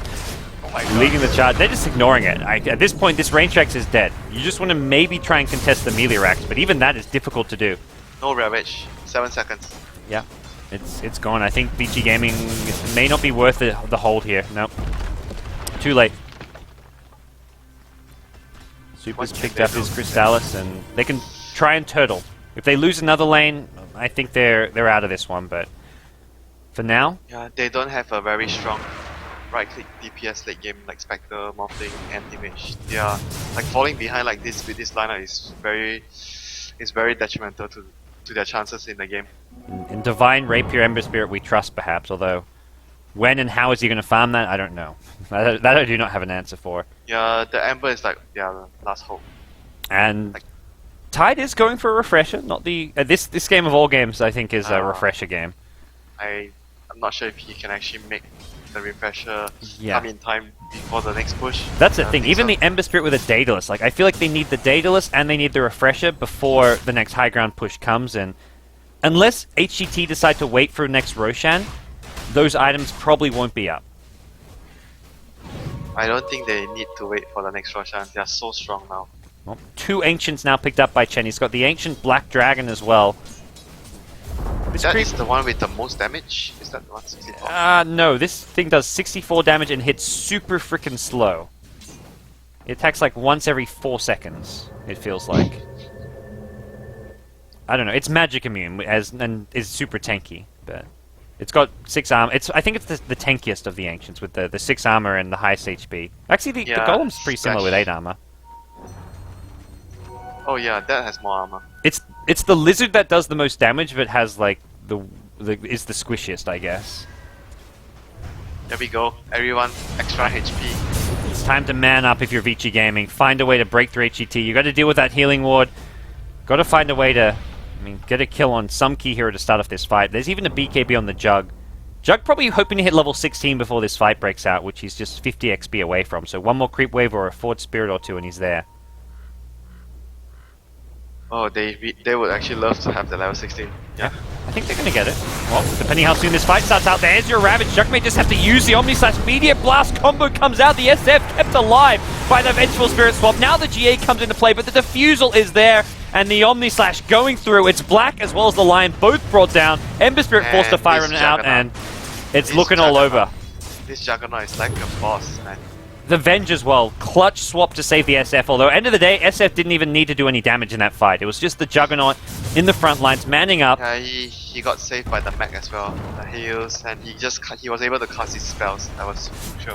Yeah. Just get off a Requiem, reduce the damage output of Vici Gaming from the Requiem of Souls. Just seems like a win in itself. That is actually very underrated, the damage reduction. It's 50%. Yeah, That's just huge. On the Necro books, on the Forged Spirits, on the Ember Spirit. If I'm not mistaken, you still get it if you're magic immune. I believe so. I guess. Well, I guess that's whoever's repelled, but the repel's getting purged off as well. You still. I remember you still get it, even though you have immunity. Like minus 50% is a lot. It's looking bad for Vici. They hold on to their base, but it's another buyback being forced out from the Invoker this time. Well, we'll see what the next plan is going to be. Yeah, They've got no Ravage, no Ravage, no GA, no Finger. Yeah, Chrono is less important than the Ravage now. The Ravage is like the biggest spell for them. Even the Requiem and the Omni/Slash even aren't as important. Right now it's about sieging, and as far as damage output goes from pure right clicks, heavily HGT favored. How you even deal... These Ancients just can't be dealt with as well. Super's going to do what he can, but this tier 3 tower's going down and going down fast. Going to see a glyph come out just to try and stall things out. Ice is bottom trying to finish off his refresher. He's getting whatever farm he can, saying, look, this refresher is about it. I can't actually do anything to fight without a Ravage. Yeah. It seems Vici Gaming, it's not even about letting this go, it's about what can you even do. ZSMJ just going to BKB to secure it, and HGT will back off. DSMJ TP out, just going to make it before the BKB wears off, and Chen going to pull his creeps back. Oh, he's actually going to send back the SF. May lose his creeps. Actually may lose Kaka on the Vengeful Spirit. Oh, they're And, gonna lose to Chen is dead. Well, Oh, Chen that will... was actually really... That was very messy, that retreat. They lost 2 supports. Well, Refresher Orb is up for the next fight. He needs a couple hundred, but he'll have that. Not the effigies. Poor Fenrir losing his effigy. Well, I guess the good news is you've got big items coming your way. Daedalus about to be completed for Super as well. This is like a last hurrah. With the Refresher and the Daedalus, it doesn't get any better than this for Vici Gaming. Not to mention Ags for Omni, although I'm not sure how big of an item that is. Well, I mean, it's actually huge if he actually can get it off at a crucial timing. Yeah. Like during the Well- Chronosphere. The best would be under the Chronosphere when he Chronosphere like Ember or someone. Problem is, the Diffusal means they can at least kill one hero who gets GA'd. Yeah, With the one Diffusal. guy has to die. And if that's your Ember Spirit, I feel like you lose the fight. Yeah, it doesn't seem like the Axe will do so much. And, well, HGT may just go for Roshan before they go for the game-winning push in this bottom lane. Although Vici Gaming, we saw last time, if there's a Roshan attempt, I feel like they have to contest at this stage of the game. Yeah, if HGT gets like Aegis, it's probably Aegis close and to 0 chance. Cheese, Yeah, I Aegis and think. Cheese. Yeah. This is the third Rosh. I remember SF took 2 Aegis before, so this is gonna be the third one. Surprise? No Vlad's pick up. Like Chen, instead of going for a Vlad's, it's going to pick up what looks to be the makings of a 4-staff. Yeah, Bless is actually very good this I year. feel like for them. this is the time to buy a Vlad's, but the 4-staff, in theory, could be kind of nice as well. Get the Vlads on the Void, maybe. Yeah, why not? You can you can't, yeah, you can disassemble your Ring Aquila. Yeah, There you go. can. That's some value. Sell the Wraith Band, get a Vlad's, win I-League. Well, win the lower bracket final of I-League. Get yourself into that grand final. Try get some revenge on LGD. Right now it's Vici Gaming looking for revenge on HGT, but not having much luck. They're gonna try. This is like the last chance, I think. They If don't can't win sneak this fight, Roshan. There's a let's go. creep making sure of that. Yeah, they're gonna try and get a pick off or win a fight. Black gonna But show they- himself, and they're fighting with 4 because it's too obvious if all 5. I He guess. can we're gonna outpush the Ancients. Look at that middle. say. Oh my gosh, this is such a hard fight to win. They get a ward down, so they've got good vision to see what's coming their way, but I don't think they want to fight 4v5. If they saw HGT was split up, they'd probably try find some kills, but Yeah, they and see 5. HGT just need to stand the Shadowfin in front to push. The rest can just stay behind. He's even picked up a Talisman of Evasion, so he's even harder to deal with in the front lines. See the Butterfly coming soon, and, well, HGT play things safe. They're going Roshan, and problem is they've just TP'd some heroes back. They're not really in position to contest this one. Ice may consider initiation. There is an Observer Ward giving a lot of good vision to this Radiant team. They may see him sneak past here. Sunstrike will scout it out, but it's too late. Oh, is it? Ice. Nope, he's not going to go for it. Maybe if Roshan was a bit higher HP, but he was too far away to contest, and that's Aegis and Cheese. Probably if he has buyback, he would try. If he Yeah. had money for buyback, he would try. It's now with the Aegis and Cheese, like it's like very so hard for them to win. This is like a 5% It's like- at most chance Yeah, of 9. comeback. It's like 9. The odds like 9-1 or something. Oh, They got a they hex of find CSMJ. ZSMJ. Can they change stun? They're going to Ravage and everything. The swap out, though. ZSMJ gets kept alive. Kaka Oh, saving no, his they buddy. dropped Ravage. It's They okay. dropped the Ravage. He's refreshed right away. He's like, we're going to need to use this to defend. That's the only option, but one Ravage against Aegis Cheese does not feel like enough right now. Oh dear, that bench was like at the right place at the right time. It He's feels only like thing he can Kaka, say. time and time again, this game has been saving teammates. Here comes the Butterfly, I believe. Yep. Air is going to reach godlike status with this. It's all over, Winter. I don't mean to don't be have the golem. bearer of bad Oh, news, that's- but That's the golem. They just pick it up. Golems. oh, they need another golem. There we go. Oh my god, he's gonna grab the golem. Oh my god. For this last hurrah, Chen's like, just wait up, guys. Give me this ancient granite. Here we go. Waiting. Oh no, he's got the cooldown. What's he up to? Is he suiciding one of his neutrals first? Yeah, he suicides the Hellbear. He wants to make sure he gets rid of the right neutral. He wants his centaurs, doesn't care about the Hellbear. Loses the attack speed aura though. Chen should be able to actually do what Brook Mother does with the web. Yeah. Choose, yeah. You can kill your own webs, like choose one, which one? The Black Dragon zoning out, looking, right-click, ice, cancel his blink if you can. Although it looks like they may lose this Black Dragon at this rate, but the base being sieged now. Glyph forced out, Air just on the front lines with Aegis, Butterfly, BKB, Scotty Manta. He is just a hero that cannot be dealt with. He can just man up on these Necrobooks. He steals the Necrobook as well, the Chen. He's making all the plays this game. You can't really burst down there. They'll Finger of Death him for good measure, but here's the Omnislash in the front lines. GA still available.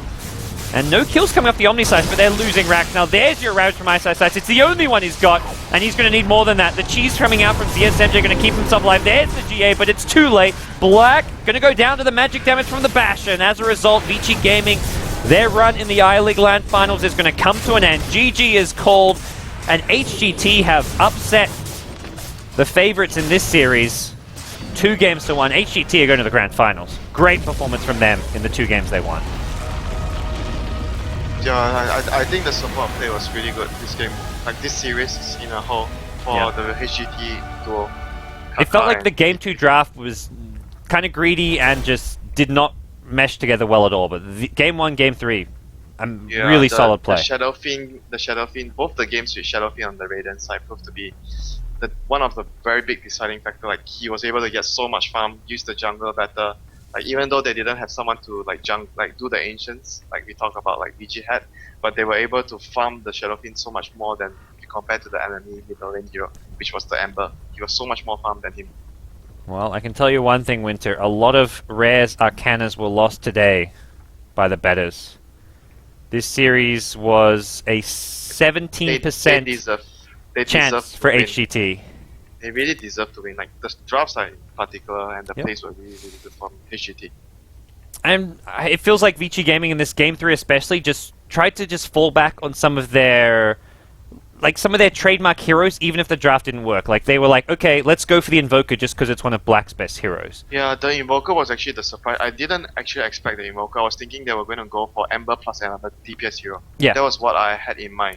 Even if it wasn't the Medusa you mentioned, be it a Morphling, some kind of just actual DPS hero. I was really surprised with the Invoker. I didn't expect it at all because I felt they needed a secondary damage hero. Like Invoker can only be a damage hero if the game is like he's like snowballing out of control. Then he becomes a right click hero. Exalt Invoker with Alacrity, maybe with some Skadi MKB around. I feel like even the anti-mage could have worked this game because the Void in the off-lane was not contesting the lane at all. Like this was a complete free farm game if you pick something like an anti-mage. But yes, any carry would have been okay. Anti-mage, Morphling, and anti-mage would Medusa. Anti-mage you would run the risk of maybe not being able to defend your towers, but with Medusa you can. But at the same time, AM, like you mentioned, if you slip up in one fight, the AM will just farm the whole map so quickly. Well, that does it. We're going to see HGT in the Grand Finals against LGD. A rematch from their winner bracket finals matchup, which LGD did win 2-0. If HGT can play and draft like this, though, definitely give them a good shot in that Grand Finals. They had a 1-0 advantage, right? I believe so. I don't know 100% on that one. That's my suspicion, but I don't know. Alright. So, that best of 5 Grand Finals will take place, I believe, on the 10th of January. Let me just quickly check the schedule for you guys. The Grand Finals is on January 10th at 4 p.m. China Standard Time. So that's the BO5. January 10th. Okay. Yep.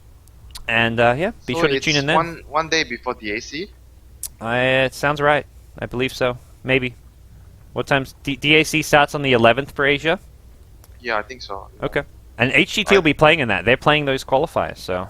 So they have so many games. Like you have to play 30 games in the AC. Like in one, you have 6 games a day basically. Yes, it's a lot of Dota.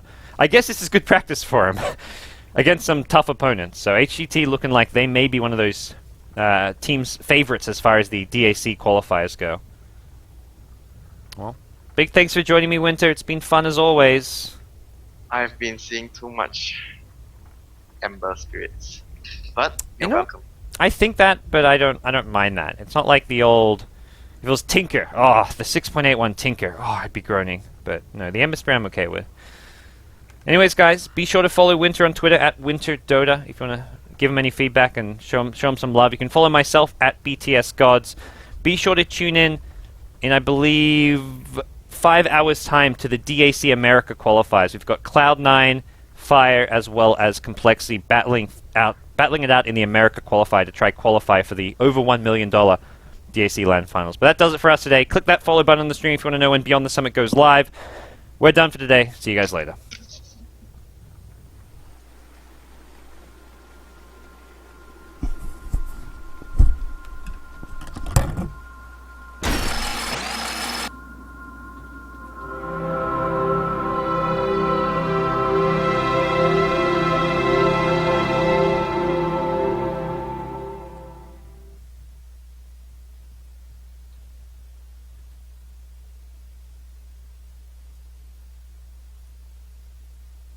Let me out.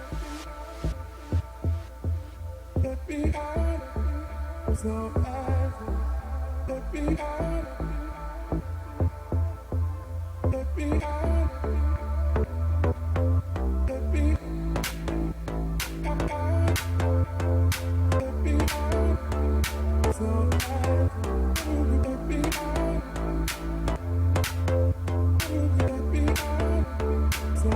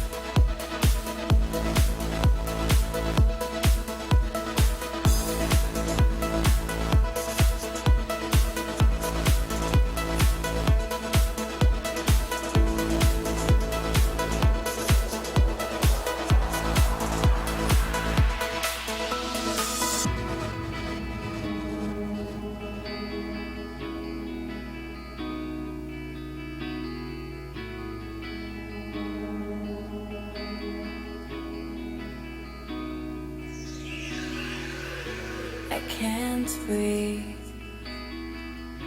I can't sleep tonight, knowing I might wake up alone tomorrow. I can't breathe. I can't close my eyes, 'cause there's a feeling somewhere inside.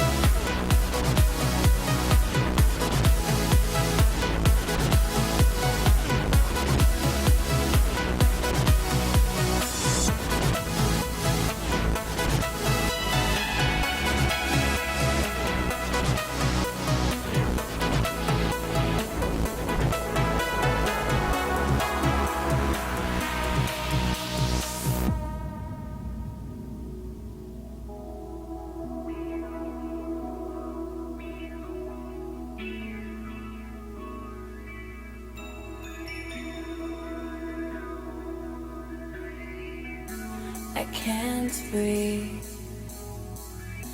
I can't sleep tonight, knowing I might wake up alone tomorrow. I can't breathe. I can't